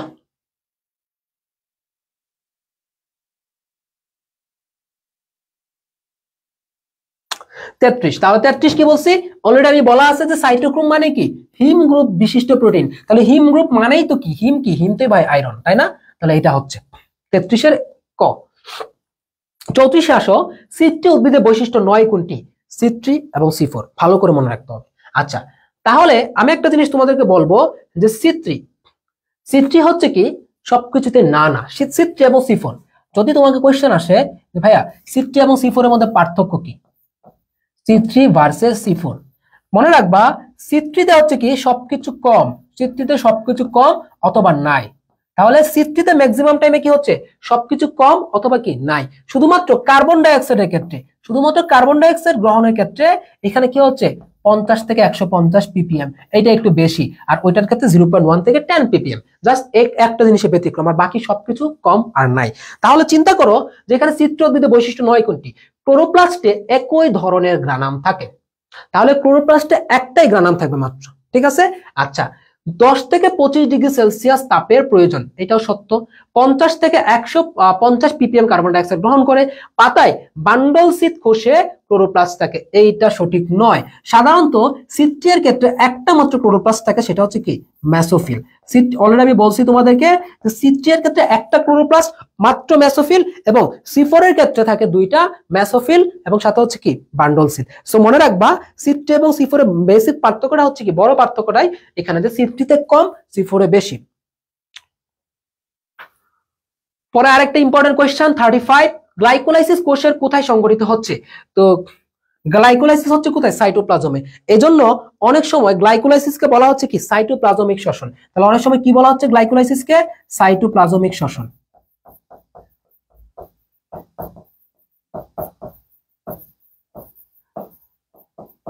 অথবা শ্বসনের ইএমপি পাথওয়ে বলা হয়, শ্বসনের ইএমপি পাথওয়ে বলা হয় কিন্তু গ্লাইকোলাইসিসকে। অথবা শ্বসনের সাধারণ গতিপথ বলা হয় কিন্তু এই গ্লাইকোলাইসিসকে। কেন সাধারণ গতিপথ? কারণ গ্লাইকোলাইসিস একাধারে তোমার সবাতেও দেখা যাচ্ছে, অবাতেও কিন্তু দেখা যাচ্ছে। তাহলে আমরা মনে রাখবো যে গ্লাইকোলাইসিস কোথায় সংঘটিত হয়, এটা অনেকবার আসে। তাহলে গ্লাইকোলাইসিস সংঘটিত হয় সাইটোপ্লাজমে। এবং গ্লাইকোলাইসিসের বেশ কিছু ইনফরমেশন মনে রাখবো, যেটাকে সাধারণ গতিপথ বলা হচ্ছে শ্বসনের, এটা সাইটোপ্লাজমিক শ্বসন বলা হয় কারণ সাইটোপ্লাজমে হচ্ছে। এটাকে কি বলা হচ্ছে? EMP pathway. আশা করি ক্লিয়ার। পরের কোশ্চেন চলো 36, অ্যাসিটাইল কোএ কোষের কোথায় হচ্ছে? এটা বল। অ্যাসিটাইল কোএ কোষের কোথায় হচ্ছে? সাইটোপ্লাজমে, পারক্সিজমে, ক্লোরোপ্লাস্টের গ্রানামে নাকি মাইটোকন্ড্রিয়ার ম্যাট্রিক্সে? বলো। আচ্ছা, সাইটোপ্লাজম ছাড়া বাকি সবাই মোটামুটি কি? মাইটোকন্ড্রিয়ার ম্যাট্রিক্সে হয়। তোমার ক্রেবস চক্র বলো অথবা তুমি ইলেকট্রন ট্রান্সপোর্ট চেইন বলো, মোটামুটি সবাই কি? মাইটোকন্ড্রিয়ার ম্যাট্রিক্সে হয়। তাহলে 36 এর কি হচ্ছে? 36 কি হচ্ছে বলতো দেখি? মাইটোকন্ড্রিয়ার ম্যাট্রিক্স। 36 এর মাইটোকন্ড্রিয়ার ম্যাট্রিক্সে। আচ্ছা 37 চলো, ক্রেবস চক্র উদ্ভিদের কোথায় ঘটে? তাহলে আমরা অলরেডি পড়ে আসছি যে ক্রেবস চক্র কোথায় হচ্ছে? উদ্ভিদের মাইটোকন্ড্রিয়ার ম্যাট্রিক্সে হবে। ক্রেবস চক্র কোথায় হচ্ছে? উদ্ভিদের মাইটোকন্ড্রিয়ার ম্যাট্রিক্সে হচ্ছে, এটা আমরা অলরেডি জানি।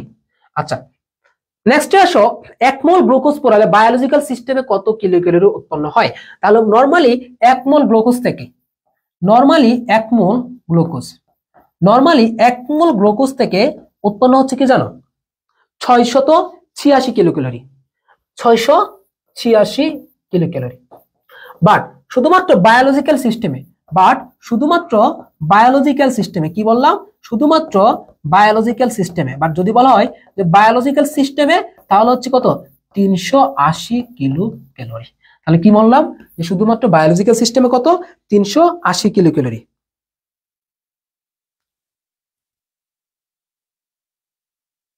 আচ্ছা এটা মনে হয় আপডেট বইয়ে হচ্ছে কি 360, তাই না? আপডেটে 360। আচ্ছা, আপডেটে 360, আগে ছিল 380, নতুন বইয়ে সম্ভবত 360। আচ্ছা, তাহলে এই 38 হচ্ছে কি 360 হবে, আপডেটটার ক্ষেত্রে 360। তাহলে নর্মালি হচ্ছে কি 686, বাট তোমার যখন বায়োলজিক্যাল সিস্টেম বলবে তখন হচ্ছে কি বলো, যখন বায়োলজিক্যাল সিস্টেম বলবে তখন 360। আচ্ছা, পরাগথলির প্রাচীরের সবচেয়ে ভেতরের স্তরকে কি বলা হচ্ছে? ট্যাপেটাম। পরাগথলির প্রাচীরের সবচেয়ে ভেতরের স্তরকে বলা হচ্ছে কি? ট্যাপেটাম বলা হচ্ছে। যদি আমাদের এই চ্যাপ্টারের কোশ্চেন এটা না, যদিও কি এই চ্যাপ্টারের কোশ্চেন এটা না। আচ্ছা, এরপর আসো, উদ্ভিদ কর্তৃক মাটি হতে শোষণকৃত পুষ্টি উপাদান কয়টি? বলো। উদ্ভিদ কর্তৃক মাটি হতে শোষণকৃত উপাদান কয়টি? আচ্ছা, 40 বলো। 40 যখন বলা হবে যে উদ্ভিদ কর্তৃক মাটি হতে শোষণকৃত, মাটি হতে শোষণকৃত, তখন হবে কয়টি? 14টি। তাহলে উদ্ভিদ 40টি হবে সি। তাহলে উদ্ভিদ কর্তৃক মাটি হতে শোষণকৃত বললে কয়টা হবে? 14টি।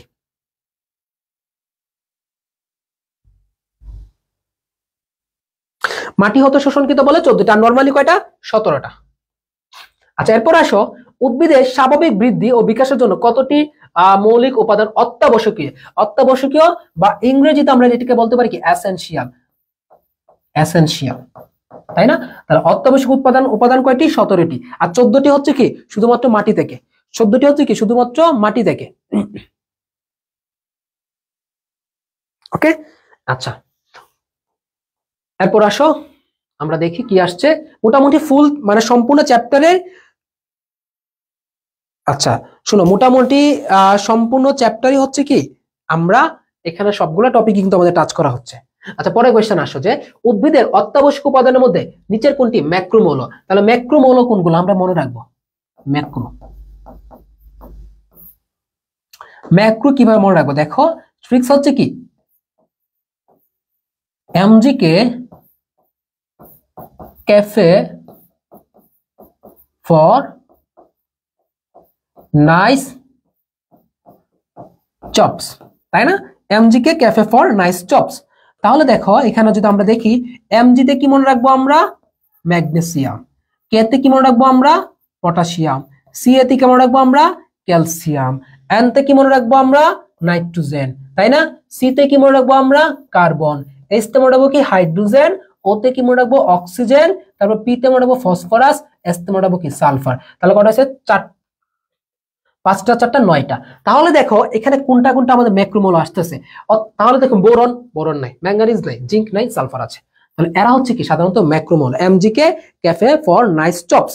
তো আমরা এই ট্রিক্স দিয়ে কিন্তু ভাইয়া এটা মনে রাখতে পারি যে MG K cafe for nice chops, এটা যদি আমরা জানতে পারি তাহলে কিন্তু আমরা খুব সুন্দরভাবে এটাকে উত্তরটা করে দিতে পারি। আচ্ছা,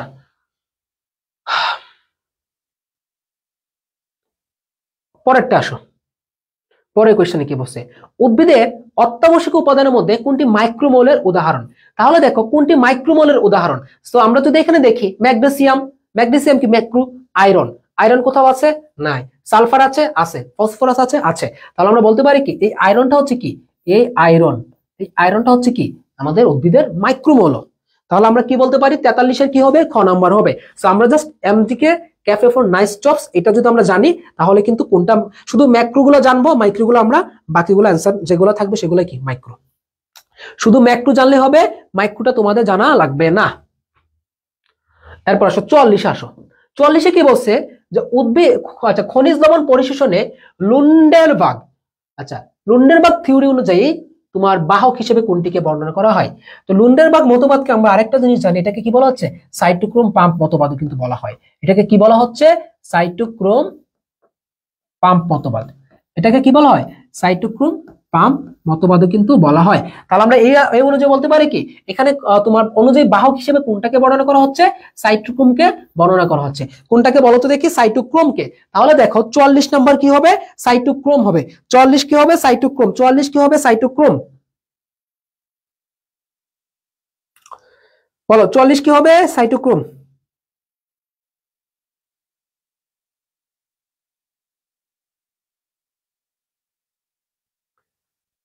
আচ্ছা, আচ্ছা, সবাই অ্যান্সার দিচ্ছ সঠিক, মাশাআল্লাহ।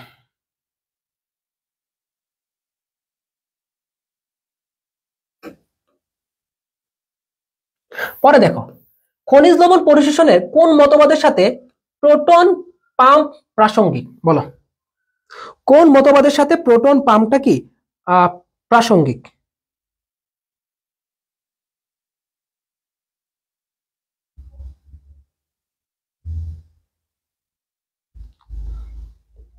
বলো, এটা বলো, খনিজ লবণ পরিশোষণে কোন মতবাদের সাথে প্রোটন পাম্পটা প্রাসঙ্গিক? ব্যাপন আয়ন বিনিময় নাকি প্রোটন অ্যানায়ন কো ট্রান্সপোর্ট? বলো কোনটার সাথে?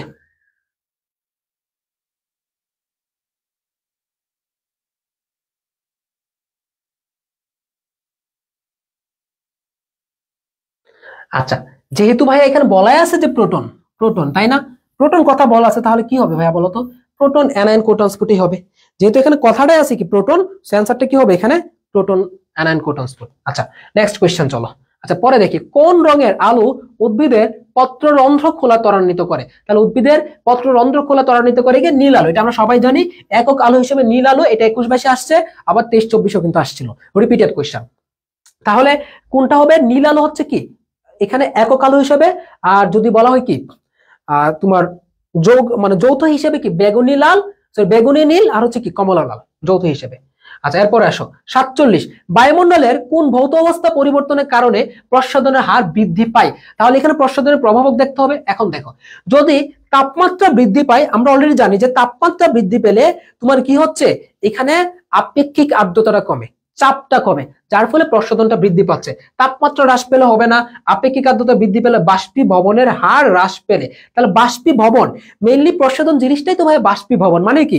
প্রস্বাদন জিনিসটা হচ্ছে কি পানিটা কি হবে পত্ররন্ধ্র দিয়ে বাষ্প আকারে বের হয়ে যাবে, তো এটা হ্রাস পেলে তো হবে না। তারপর হচ্ছে কি আপেক্ষিক আর্দ্রতা বৃদ্ধি পেলে, আপেক্ষিক আর্দ্রতা কি থাকতে হবে? হ্রাস থাকতে হবে। আমরা জানি কি আপেক্ষিক আর্দ্রতা এবং চাপ এই দুইটা হচ্ছে কি ব্যস্তানুপাতিক। তাপমাত্রা হ্রাস পেলে হবে না, হবে কি তাপমাত্রা বৃদ্ধি পেলে। তাহলে বায়ুমণ্ডলে কোন ভৌত অবস্থা পরিবর্তনের কারণে প্রস্বাদনের হার বৃদ্ধি পায়? তাপমাত্রা বৃদ্ধি পেলে হচ্ছে কি প্রস্বাদনের হারটা কি হচ্ছে ভাইয়া? বৃদ্ধি পাচ্ছে। ওকে, আচ্ছা, এরপর আসো 48-এ চলো। 48-এ কি বলছে? আবহাওয়া মণ্ডলে কি ধরনের পরিবর্তনের কারণে, আবহাওয়া মণ্ডলে কি ধরনের পরিবর্তনের কারণে প্রস্বাদনের হার বৃদ্ধি পাচ্ছে? তাহলে আমরা কি বলছিলাম যে তোমার প্রস্বাদন, আমি এর আগে এই জিনিসটা আবার বলছিলাম যে প্রস্বাদন ব্যস্তানুপাতিক কি? আচ্ছা আচ্ছা, আতে হচ্ছে কি আর্দ্রতা এবং চাপে হচ্ছে কি বলতো দেখি? চাপ। তাহলে বলতো দেখি, যখন চাপটা কমে যাবে তখন কি? যখন চাপটা কমে যাবে, বায়ু চাপটা যখন কমে যাবে তখন কি ভাইয়া প্রস্বাদনটা বেড়ে যাবে, এটাই তো বোঝাচ্ছে। যখন বায়ু চাপটা কমে যাবে তখন কিন্তু প্রস্বাদনটা বেড়ে যাবে। তার মানে কি তোমার বায়ু চাপ এবং আর্দ্রতা এরা হচ্ছে কি প্রস্বাদনের সাথে ব্যস্তানুপাতিক সম্পর্ক, এটা মনে রাখবা। আচ্ছা, প্রস্বাদনের ব্যস্তানুপাতিক, আচ্ছা আতে আপেক্ষিক আর্দ্রতা এবং চতে হচ্ছে কি চাপ, এটা মনে রাখলে এনাফ। এরপর আসো, সালোক সংশ্লেষণের মূল পিগমেন্ট কোনটি? খুব ইন্টারেস্টিং একটা কোয়েশ্চেন, আমি আগেই বলে ফেলছি, এটা আমি অলরেডি ব্যাখ্যা দিয়ে ফেলছি, বাট অ্যান্সার করবা তোমরা। 49 বলো, 49 তোমরা অ্যান্সার করো, 49 তোমরা অ্যান্সার করবা।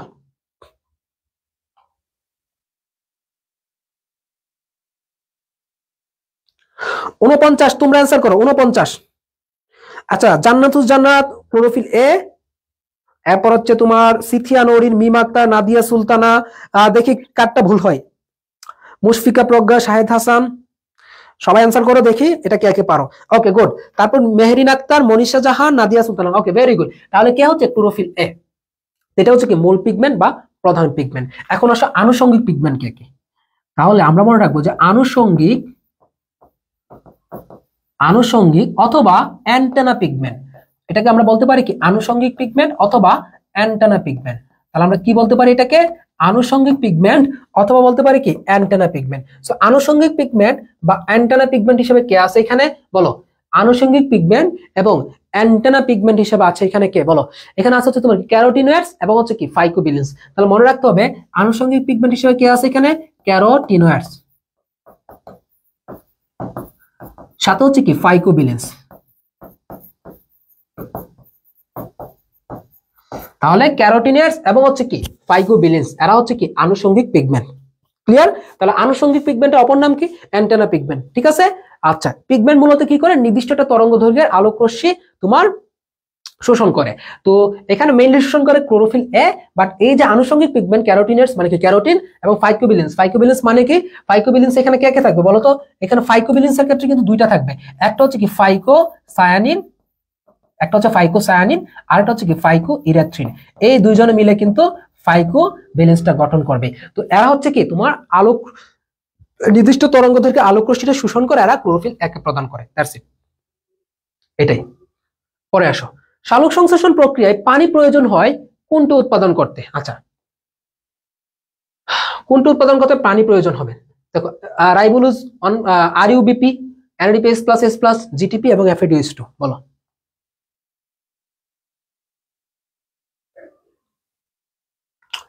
আমরা জানি এনএডিএস প্লাস, ঠিক আছে। তাহলে 50-এর কত হবে? খ নাম্বার, 50-এর কত? খ। আচ্ছা, এরপর আসো, সালোক সংশ্লেষণের জন্য অ্যান্টেনা পিগমেন্ট কোনগুলো? আমি অলরেডি বলে আসছি যে অ্যান্টেনা পিগমেন্ট কে? অ্যান্টেনা পিগমেন্ট হচ্ছে তোমার ক্যারোটিনার্স এবং কি ফাইকোবিলিনস। তাহলে আমি অলরেডি বলে ফেলছি কি সালোক সংশ্লেষণ প্রক্রিয়ায় অ্যান্টেনা পিগমেন্টটা কে? অ্যান্টেনা পিগমেন্ট হচ্ছে কি এখানে ক্যারোটিনার্স ও ফাইকোবিলিনস। ক্যারোটিনয়েডস এবং হচ্ছে কি ফাইকোবিলিনস হচ্ছে কি এখানে অ্যান্টেনা পিগমেন্ট।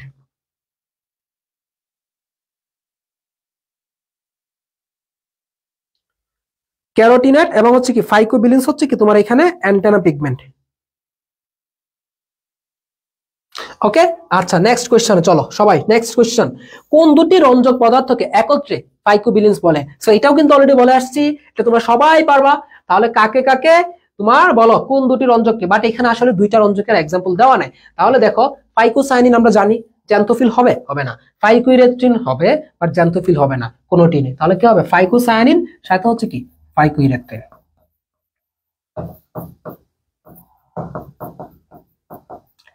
ফাইকোসায়ানিন এবং হচ্ছে কি ফাইকোইরেথ্রিন, এই দুইটাকে একত্রে কি বলা হচ্ছে? ফাইকোবিলিনস বলা হচ্ছে, এবং এরা হচ্ছে কি একত্রে ফাইকোবিলিনস। পরে কোশ্চেন আসো, পরে কি বলতেছে যে সালোক সংশ্লেষণে এক অণু গ্লুকোজ প্রস্তুত করতে। তাহলে কি বলতেছে যে সালোক সংশ্লেষণে এক অণু গ্লুকোজ প্রস্তুত করতে কোনটি প্রয়োজন? এক অণু গ্লুকোজ প্রস্তুত করতে আমরা জানি সাধারণত 6 অণু কার্বন ডাইঅক্সাইড। সাধারণত কি লাগে? 6 অণু কার্বন ডাইঅক্সাইড এবং হচ্ছে কি 12 অণু পানি। 6 অণু কার্বন ডাইঅক্সাইড এবং 12 অণু পানি। আচ্ছা, তাহলে দেখো 6 অণু কার্বন ডাইঅক্সাইড এবং কি লাগতেছে 12 অণু পানি লাগে হচ্ছে কি তোমার সাধারণত সালোক সংশ্লেষণ প্রক্রিয়ায়। তাহলে দেখো এখানে অ্যান্সারটা কি হবে?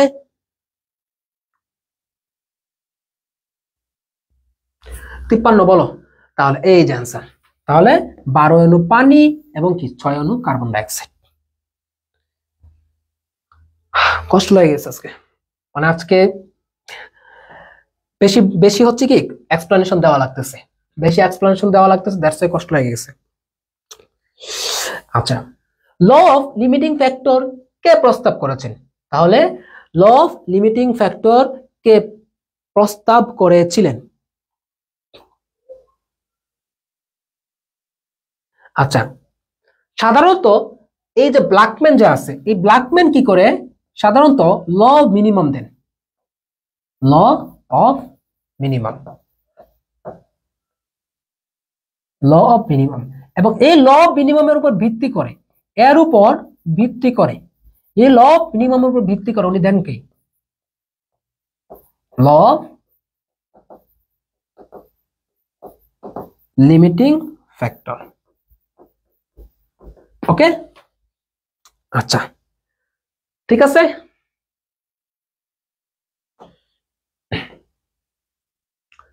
এটা উত্তর করো, সালোক সংশ্লেষণে কোন বর্ণযুগলের আলো বেশি ব্যবহৃত হয়? তাহলে কোনটা বেশি ব্যবহৃত হয়? বেগুনি নীল, কমলা হলুদ, সবুজ নীল, কোনটি নয় বলো। আচ্ছা, তোমরা অনেকে অলরেডি জানো যে আমাদের গতকালকে কিন্তু all university exam batch launch হয়ে গেছে। অনেকেই তোমাদের মধ্যে যারা হচ্ছে কি এক্সাম ব্যাচ চাচ্ছিল, হিউজ আসছিল অল ইউনিভার্সিটি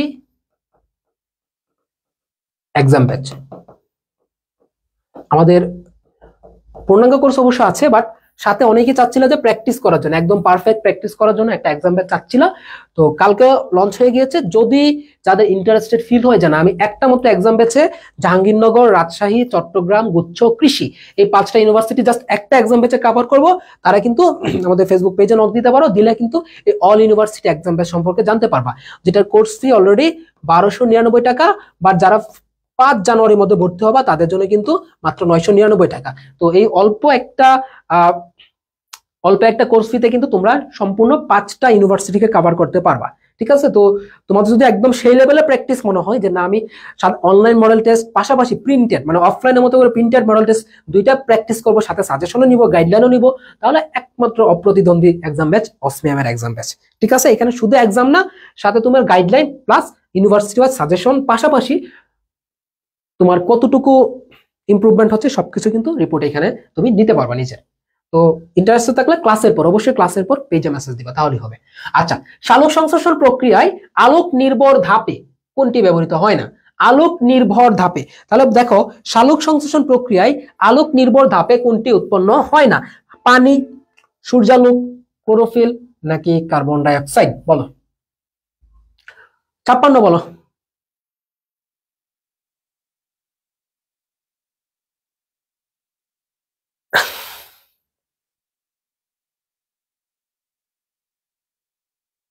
আচ্ছা, 1 টাকা কম রাখা হচ্ছে তোমার চকলেট খাওয়ার জন্য, বুঝছো? 1 টাকা কম রাখি কেন জানো? এটা তোমাদের চকলেট খাওয়ার জন্য।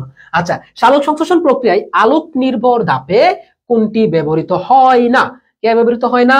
কার্বন ডাই অক্সাইড ব্যবহৃত হয় না। সাধারণত আলোক নির্ভর ধাপে সূর্যালোক ও ক্লোরোফিলের উপস্থিতিতে তো সাধারণত এটা উৎপন্ন হয়, এটিপি এবং কি হয় এনএডিপিএস প্লাস। পরে আসো 57, কার্বন বিজারণে ক্যালভিন চক্র প্রথম কোথায় ব্যবহৃত হয়? তাহলে কার্বন বিজারণে ক্যালভিন চক্র সর্বপ্রথম ক্যালভিন উনি কোথায় পেয়েছিলেন? ক্লোরেলা নামক শৈবাল, এই ক্লোরেলাকে একটা শৈবাল।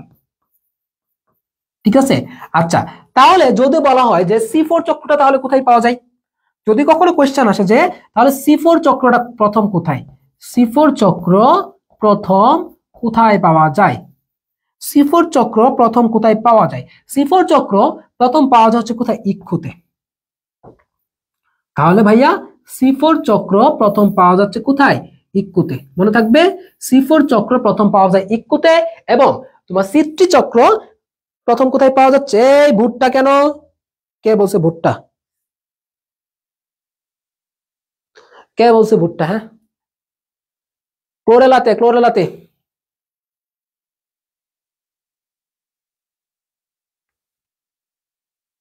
ঠিক আছে, তাহলে 57 এর খ। গুড।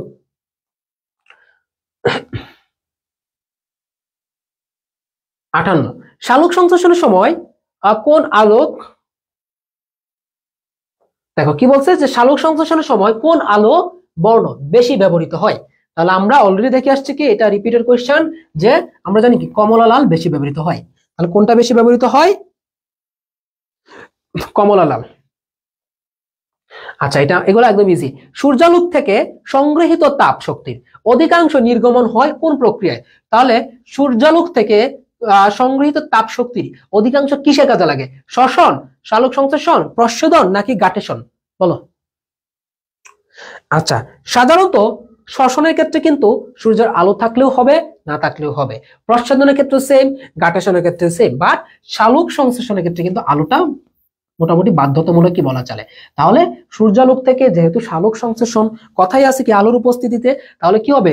ম্যাক্সিমাম যে তাপ শক্তি সেটা কোথায়? সালোক সংশ্লেষণে ব্যবহৃত হচ্ছে।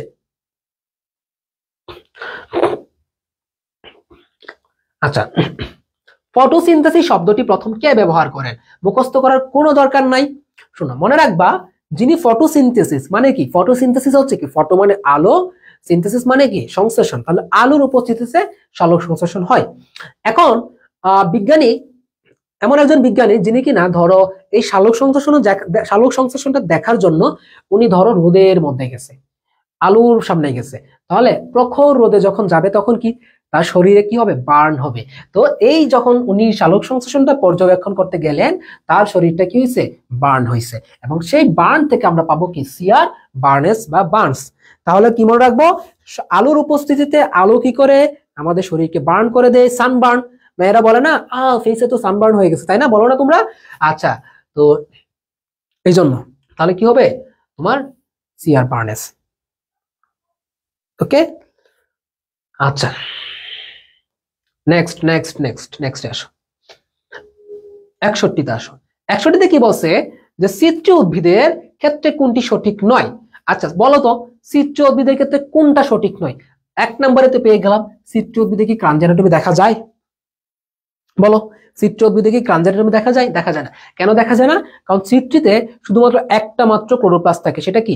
মেসোফিল। শুধুমাত্র একটা মাত্র ক্লোরোপ্লাস্ট থাকে, কিন্তু কোন প্রকার কি থাকে না? বলো, সিট্রিতে কি থাকে না? কোন ধরনের বান্ডল সিট থাকে না। আর বান্ডল সিট যদি না থাকে তাহলে মেসোফিলটা কাকে মালার মতো ঘুরে পেঁচায় রাখবে?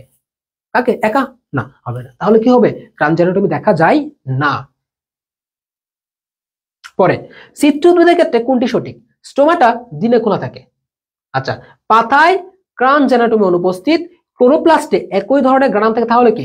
সিট্রি উদ্ভিদের ক্ষেত্রে স্টোমাটা দিনে খোলা থাকে আর C4 এর ক্ষেত্রে রাতে। আচ্ছা, পাতায় ক্রাঞ্চ অ্যানাটমি অনুপস্থিত, অবশ্যই ক্লোরোপ্লাস্টে একই ধরনের গ্রানাম থাকে, তাহলে কি হবে? ঘ।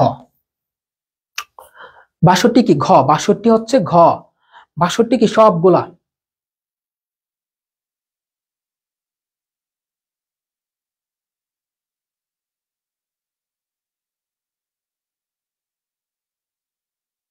আচ্ছা, 63 কি আছে? 63 মনে হয় সঠিক উত্তরটা নাই। কোনটি C4 উচ্চ তাপমাত্রায় সালোক সংশ্লেষণ করতে পারে? জানি। শুষ্ক অঞ্চল অভিযোজিত হয়, এটাও জানি। বান্ডল সিতে ক্লোরোপ্লাস্ট যুক্ত মেসোফিল বলয় থেকে রাতে পত্ররন্ধ্র খোলা থাকে।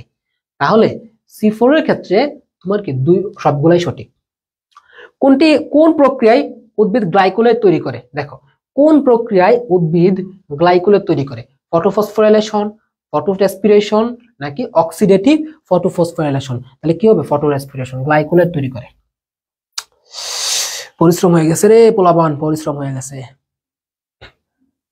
কত নাম্বার? 64 না? বেশি নাই, আর 16টা কোয়েশ্চেন মাত্র। আচ্ছা, পরে আসো। কোনটি ফটো রেসপিরেশনের সঠিক নয়? আচ্ছা, ফটো রেসপিরেশন বা আলোক শোষণ, দেখো কি হচ্ছে এখানে? প্রক্রিয়াটি আলোক নির্ভর। আচ্ছা, এরপর আসো, যেহেতু ফটো রেসপিরেশন, তাহলে অবশ্যই আলোক নির্ভর হবে। এটিপি ও এনএডিপিএস প্লাস উৎপন্ন হয়। ক্যালভিন চক্র নির্ভরশীল সিট্রি উদ্ভিদে ঘটে। তাহলে এটিপি ও এনএডিপিএস প্লাস উৎপন্ন হয় না। এটা কি? ফটোসিনথেসিস, তাই না? এটা কি? হবে না। তাহলে এটা ভুল। ঠিক আছে, তাহলে 65 কি হবে? বি।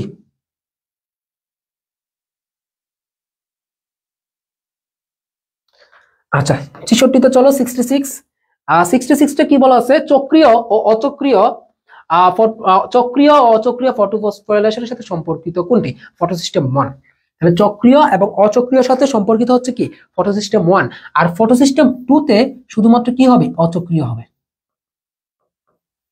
ফটোসিস্টেম 2 তে শুধুমাত্র অচক্রীয়, এবং চক্রীয় প্লাস অচক্রীয় দুইটাকে কম্বিনেশন করে কে? তোমার ফটোসিস্টেম 1। ওকে। আচ্ছা, তাহলে 66 এর কি হবে? সি হবে। 66 এর সি হবে। আচ্ছা, এরপর আসো। গ্লাইকোলাইসিস প্রক্রিয়ায় গ্লুকোজ 6 ফসফেট হতে ফ্রুক্টোজ 6 ফসফেট উৎপাদন প্রক্রিয়াটি কোন এনজাইম হয়? এটা কিন্তু অলরেডি ব্যাখ্যা দিয়ে ফেলছি, যাবি ডি 21/22 এখনো। আচ্ছা, এটা বলো। গ্লাইকোলাইসিস প্রক্রিয়ায় গ্লুকোজ 6 ফসফেট হতে ফ্রুক্টোজ 6 ফসফেট উৎপাদনে কোন এনজাইমটি কার্যকর হবে? বলো, 67 কে কে পারো? 67 দেখি কার কার ধারণা আছে।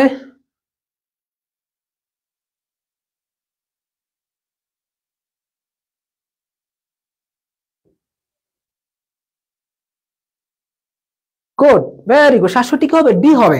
তাহলে কি হচ্ছে? এই দুইটা কি পরস্পরের সমান, এই জন্য কি হচ্ছে? আইসোমারেজ। এই জন্য কি হচ্ছে? আইসোমারেজ হচ্ছে। ঠিক আছে, তাহলে আমরা বুঝছি যে আইসোমারেজ কখন হয়? যখন দুইটা সমানও হবে। আচ্ছা, পরে আসো। 68 তে চলো। 68 কোনটি গ্লাইকোলাইসিসের ক্ষেত্রে সঠিক নয়? আচ্ছা, কোষের সাইটোপ্লাজমে ঘটে, আমরা জানি এটা। সূর্যালোকের প্রয়োজন হয় না। আচ্ছা, ওকে। একে ইএমপি পাথওয়ে বলে, এটাও আমরা জানি। ক্লোরোপ্লাস্টের গ্রানাম অঞ্চলে সম্পন্ন হয়। তাহলে আমরা জানি যে গ্লাইকোলাইসিস কি সূর্যের আলোতেও হইতে পারে, অথবা কি সূর্যের আলো ছাড়াও হইতে পারে, দুইটাই। কারণ এটা কি একটা শ্বসন প্রক্রিয়া। শ্বসনের জন্য আলো কোনো কি ফ্যাক্ট না। শ্বসনের জন্য আলো কোনো ফ্যাক্ট না। আর এটা কোথায় ঘটে? কোষের সাইটোপ্লাজমে। বাট ক্লোরোপ্লাস্টের গ্রানাম অঞ্চলে সম্পন্ন হয় না এটা। তাহলে অ্যান্সার এটা কত নাম্বার আমাদের 68। তাহলে 68 কি হচ্ছে আমাদের বলো, 68 কি হচ্ছে? 68 ডি। ওকে, 68 ডি। ফসফিনল পাইরুভিক অ্যাসিড কোন এনজাইমের কার্যকারিতা পাইরুভিক অ্যাসিডে কি হচ্ছে তোমার হচ্ছে, এটা কি কাইনেজ এনজাইম, ঠিক আছে, কাইনেজ। ওকে, কাইনেজ এনজাইম মনে থাকবে। তাহলে ফসফিনল পাইরুভিক অ্যাসিড কোন এনজাইমের সহায়তায় পাইরুভিক অ্যাসিডে হচ্ছে। আচ্ছা, এটা কিভাবে মনে রাখবো দেখো, ফসফিনল পাইরুভিক অ্যাসিড থেকে কে কাটা পড়ছে, যখন ফসফিনল পাইরুভিক অ্যাসিড থেকে কি উৎপন্ন হচ্ছে বলো তো দেখি, যখন ফসফিনল পাইরুভিক অ্যাসিড থেকে শুধুমাত্র পাইরুভিক অ্যাসিড উৎপন্ন হচ্ছে, তখন এই যে ফসফিনলটা এটা কি কেটে দিচ্ছি, যখন কাটাকাটি আসবে তার মানে কি কাটতেছি, কাটলে কি লাগবে, কাইনেজ লাগবে, কাটলে কি লাগবে, কাইনেজ। মনে থাকবে, কাটলে কি কাইনেজ, তাহলে কাটাকাটি কাইনেজ, কাটাকাটি কাইনেজ, কাটাকাটি কাইনেজ মনে থাকবে। তাহলে আমরা ফসফিনলটাকে কেটে দিচ্ছি আর পাইরুভিক অ্যাসিডটাকে রাখতেছি, দ্যাটস আমরা কি ইউজ করলাম, কাইনেজ ইউজ করলাম। এইভাবে মনে রাখবা, মুখস্থ করার কিছু নেই, জাস্ট মনে রাখবে। আমরা পরাগরেণু সৃষ্টির প্রক্রিয়াকে কি বলে, এটা এই চ্যাপ্টারের কোশ্চেন না। ঊর্ধ্বমুখী ডিম্বক কোথায় দেখা যায়, ঊর্ধ্বমুখী ডিম্বক, ঊর্ধ্বমুখী ডিম্বক কোথায় দেখা যায় তোমরা বলবা। এটা আমি একটা ট্রিক্স দিব, ট্রিক্স দিলে তোমরা আরো ইজিলি পারবা।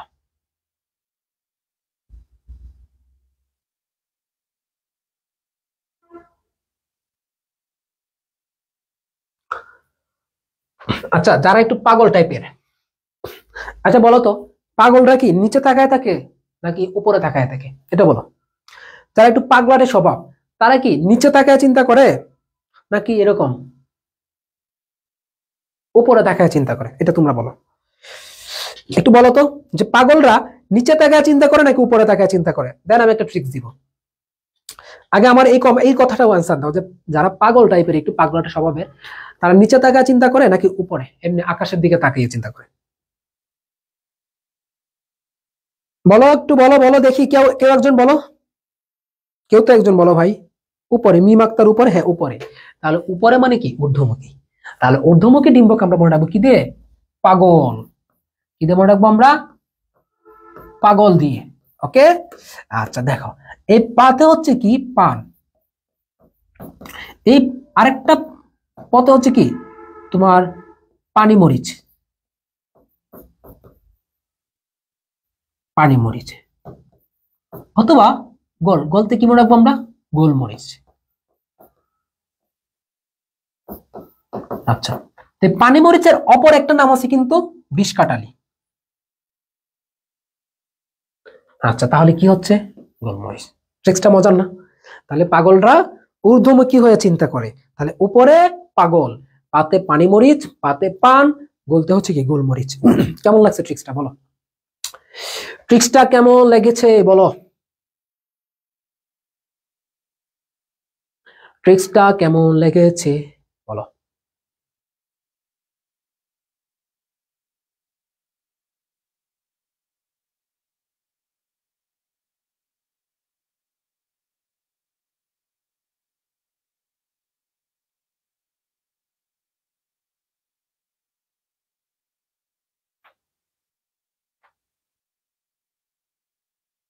আচ্ছা ইসরাত জান, ইসরাত কি তাহলে তুমি পাগল নাকি?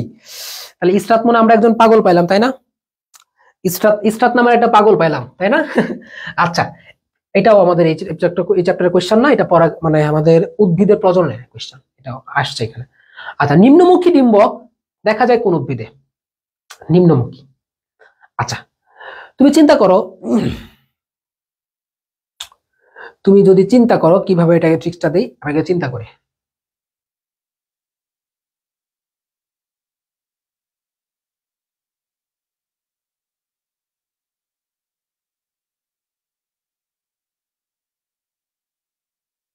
ধরো একটা ই করলা, একটা শিম। আচ্ছা শিম দেখো, শিম যখন গাছে হয় তখন কি শিমটাকে উপরের দিকে থাকে না নিচের দিকে, অবশ্যই নিচের দিকে থাকে। আচ্ছা, তো তুমি যদি এই শিমটাকে, একটা শিম তুলে কি করলা, এটাকে ছুঁড়ে দিলা, তাহলে তুমি কি করলা, শিম ছোড়া, শিম ছুরি, ছুরি মানে কি তুমি ছুঁড়ে ফেলে দিলা, তাহলে শিমতে শিম, ছোট হচ্ছে কি ছোলা, আর এই রিচ এতে মনে হবে বেরি, কি মনে করবো আমরা, রেরি রেরি রেরি, এটা রেডি হবে। তাহলে আমরা কিভাবে মনে নেবো, দেখো তুমি যখন একটা শিমকে এভাবে ঢিল দিয়ে কি করবা, শিম ছিঁড়ে ফেলবা বা শিম ছুঁড়ে ফেলে দিবা, তার মানে কি জিনিসটা কি উপরে যাবে নাকি নিচে গিয়ে পড়বে, নিম্নমুখী হয়ে পড়বে। তুমি এমনি মারলা মানে কি নিচে গিয়ে পড়লো, তার মানে শিমতে শিম, তারপরে ছোতে ছোলা, রি ছো মানে ছুরি, সাথে কি রেডির মিল আছে, তাহলে এই রেডি। ওকে, তাহলে শিম ছোলা রেডি এরা হচ্ছে কি তোমার সাধারণত নিম্নমুখী। বায়ুমণ্ডলে কার্বন ডাই অক্সাইডের পরিমাণ 5% বেড়ে গেলে উদ্ভিদের সালোক সংশ্লেষণের হার কি হবে? বায়ুমণ্ডলে কার্বন ডাই অক্সাইডের পরিমাণ 5% বেড়ে গেলে উদ্ভিদের সালোক সংশ্লেষণের পরিমাণ কি হবে বলো? 74, 74 বলো, 74, 74 অ্যান্সার করো, দেখি কার কি বুদ্ধি আছে।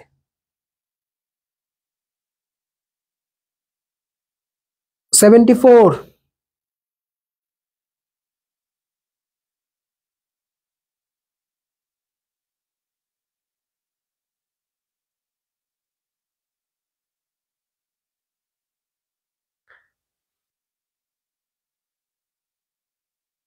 আচ্ছা,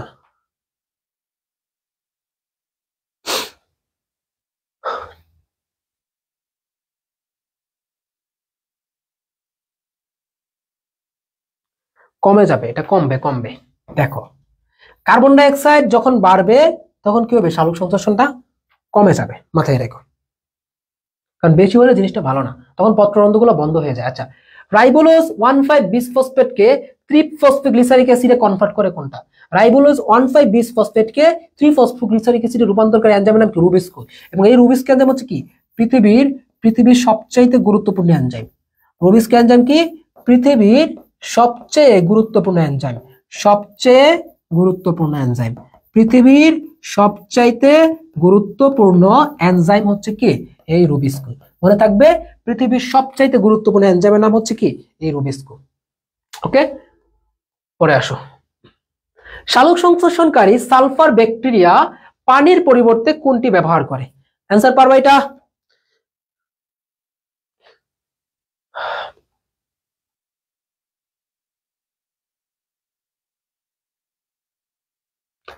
আচ্ছা, পানির পরিবর্তে সাধারণত কি হাইড্রোজেন সালফেট ব্যবহার করে।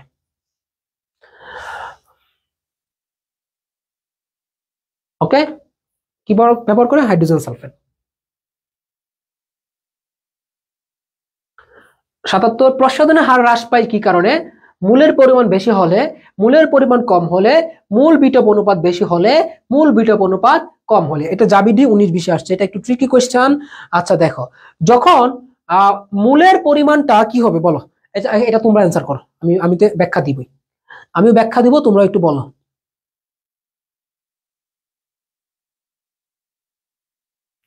৭৭ বলো, ৭৭ বলো দেখি।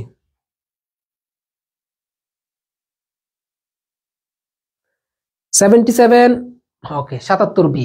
তাহলে যখন মূলের পরিমাণ কম হবে তখন হচ্ছে কি পানি শোষণ কম হবে, তখন কি পানি শোষণটা কম হবে, তখন পানি শোষণ কম হবে। তাহলে ভাইয়া মূলের পরিমাণটা কম হলে পানি শোষণটা কম হয়, আর পানি শোষণ কম হলে উদ্ভিদ ত্যাগ করার জন্য পানি পাবেই কোথায়? এটা হচ্ছে মেইন ট্রিক্স। তাহলে কি হবে ৭৭ বি। ৭৮ আসো, কোনটি সাইট্রিক অ্যাসিড চক্রের অন্তর্বর্তী যৌগ? তাহলে সাইট্রিক অ্যাসিড চক্রের অন্তর্বর্তী যৌগ কোনটা? সাইট্রেট। তাহলে সাইট্রিক অ্যাসিড চক্রের অন্তর্বর্তী যৌগের নাম কি? সাইট্রেট। সাইট্রিক অ্যাসিড চক্রের অন্তর্বর্তী যৌগের নাম কি? সাইট্রেট। সাইট্রিক অ্যাসিড চক্রের অন্তর্বর্তী যৌগের নাম হচ্ছে কি? সাইট্রেট। আচ্ছা, এখন যদি তোমাকে কখনো কোশ্চেন আসে যে ভাইয়া সাইট্রিক অ্যাসিডের সংকেতটা কি, তাহলে কি হবে? যদি বলো সাইট্রিক অ্যাসিডের সংকেতটা কি, জাহাঙ্গীরনগর তো কোনো ঠিক ঠিকানা নাই, কি মারে ঠিক নেই, কোন কোশ্চেন কখন মেরে যেটা তার কিন্তু ঠিক নাই, তখন কি করবা? C6H8O7, এটা হচ্ছে কি সাইট্রিক অ্যাসিডের সংকেত। যদি কখনো সাইট্রিক অ্যাসিডের সংকেতটা আসে তখন এটা অ্যান্সার করবো C6H8O7। ওকে ওকে ওকে ওকে, নেক্সট নেক্সট নেক্সট নেক্সটে চলো। লিগুম জাতীয় উদ্ভিদের উপকারী মৌল কোনটি? লিগুম জাতীয় উপকারী উদ্ভিদ কোনটা? কভাল। কভাল হচ্ছে কি লিগুম, আমরা জানি না, এটা আমরা অলরেডি পড়ে ফেলছি। তাহলে ৭৯ এবং last question, the last one, কোন অ্যানায়নটি, দেখো কোন অ্যানায়নটি সবচেয়ে দ্রুত গতিতে শোষণ হবে? আমরা সবাই জানি কোন অ্যানায়নটি সবচেয়ে দ্রুত গতিতে শোষণ হবে? নাইট্রেট। নাইট্রেট অ্যানায়নটা সবচাইতে দ্রুত গতিতে শোষণ হবে। তো আমাদের আজকের মতো ক্লাস শেষ, একটু রিভিউ দিয়ে যাও, সবাই মিলে একটু রিভিউ দিয়ে যাও সবাই। থ্যাংক ইউ সবাইকে একটা সুন্দর করে ধন্যবাদ, থ্যাংক ইউ। ওকে, সবাইকে ধন্যবাদ। আর যাদের ইচ্ছা আছে যে অল ইউনিভার্সিটি একটা এক্সাম ব্যাচে ভর্তি হবা, অসমিয়ামের এক্সাম ব্যাচে 5 তারিখ পর্যন্ত ডিসকাউন্ট 999 টাকা বা 1000 টাকা যাই বলো না কেন, আমাদের ফেসবুক পেজে মেসেজ দিতে পারো, অথবা আমাদের যে পোস্ট দেওয়া আছে সেখানে তোমরা হোয়াটসঅ্যাপে যোগাযোগ করতে পারো, অফিসিয়াল নাম্বারে যোগাযোগ করে হচ্ছে তোমরা ভর্তিটা হয়ে যেতে পারো ইনশাল্লাহ।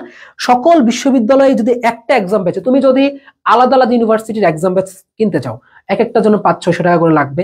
তুমি জাবির জন্য একবার কিনবা, রাজশাহীর জন্য কিনবা, চট্টগ্রামের জন্য একবার কিনবা, গুচ্ছের জন্য আলাদা কিনবা, আবার কৃষির জন্য গিয়ে আলাদা কিনবা, বাট ওগুলাতে শুধুমাত্র নর্মাল এক্সামই নিবে। বাট আমাদের এখানে যে এক্সাম গুলো সেগুলো কিন্তু একদম কমপ্লিটলি অল ইউনিভার্সিটি, মানে যেখানে তোমরা সায়েন্সের পরীক্ষা দিবা সেখানে ই করতে পারবা। ওকে, ঠিক আছে সবাই। তো এক্সাম ব্যাচে ভর্তি হতে চাইলে পেজে অথবা আমাদের হোয়াটসঅ্যাপে নক দিয়ে দিও এবং ভর্তি হয়ে যাও। এবং 6 তারিখ থেকে এক্সাম গুলো শুরু, এক্সামও দিবা, ডেইলি এক্সাম থাকবে, উইকলি 2টা করে প্রিন্টেড অফলাইন টাইপের এক্সাম থাকবে, উইকলি একটা করে গাইডলাইন সেশন, আর প্রত্যেকটা এক্সামের আগে, মানে প্রত্যেকটা ভার্সিটি এক্সামের আগে সাজেশন পাবো ইনশাল্লাহ। ঠিক আছে, তো সবাই ভালো থাকো। আমি চেষ্টা করেছি এই চ্যাপ্টারটা তোমাদের জন্য সবচাইতে সহজ করার জন্য, আশা করি একটু হলেও পেরেছি। বাকিটা তোমরাই বলতে পারবা ফিডব্যাকটা কেমন হয়। তো সবাই ভালো থাকো, সুস্থ থাকো, ভালো করে পড়াশোনা করো আর রেগুলার ফ্রি ক্লাসগুলো করো। ঠিক আছে, আল্লাহ হাফেজ, আসসালামু আলাইকুম। কালকে সকাল 9টায় অথবা 8:30টায় ক্লাস আছে, একটু সকাল সকাল ঘুম থেকে উঠে পড়ো, একটা দিন একটু কষ্ট করো। আর তোমাদের ক্লাস নিয়ে ঠিক তোমাদের জন্যই আমার আবার জাহাঙ্গীরনগর বিশ্ববিদ্যালয়ে যাওয়া লাগবে, সেখানে তোমাদের কাজেই। তো একটু সকাল সকাল উঠে পড়ে সকালে ক্লাস হবে কালকে। আর যারা সেকেন্ড টাইম ব্যাচের স্টুডেন্ট আছো, কত বাজে এখন? 8টা 14 বাজে, 9টার পরপরই অনুজীব ক্লাস শুরু হবে। আল্লাহ হাফেজ, আসসালামু আলাইকুম।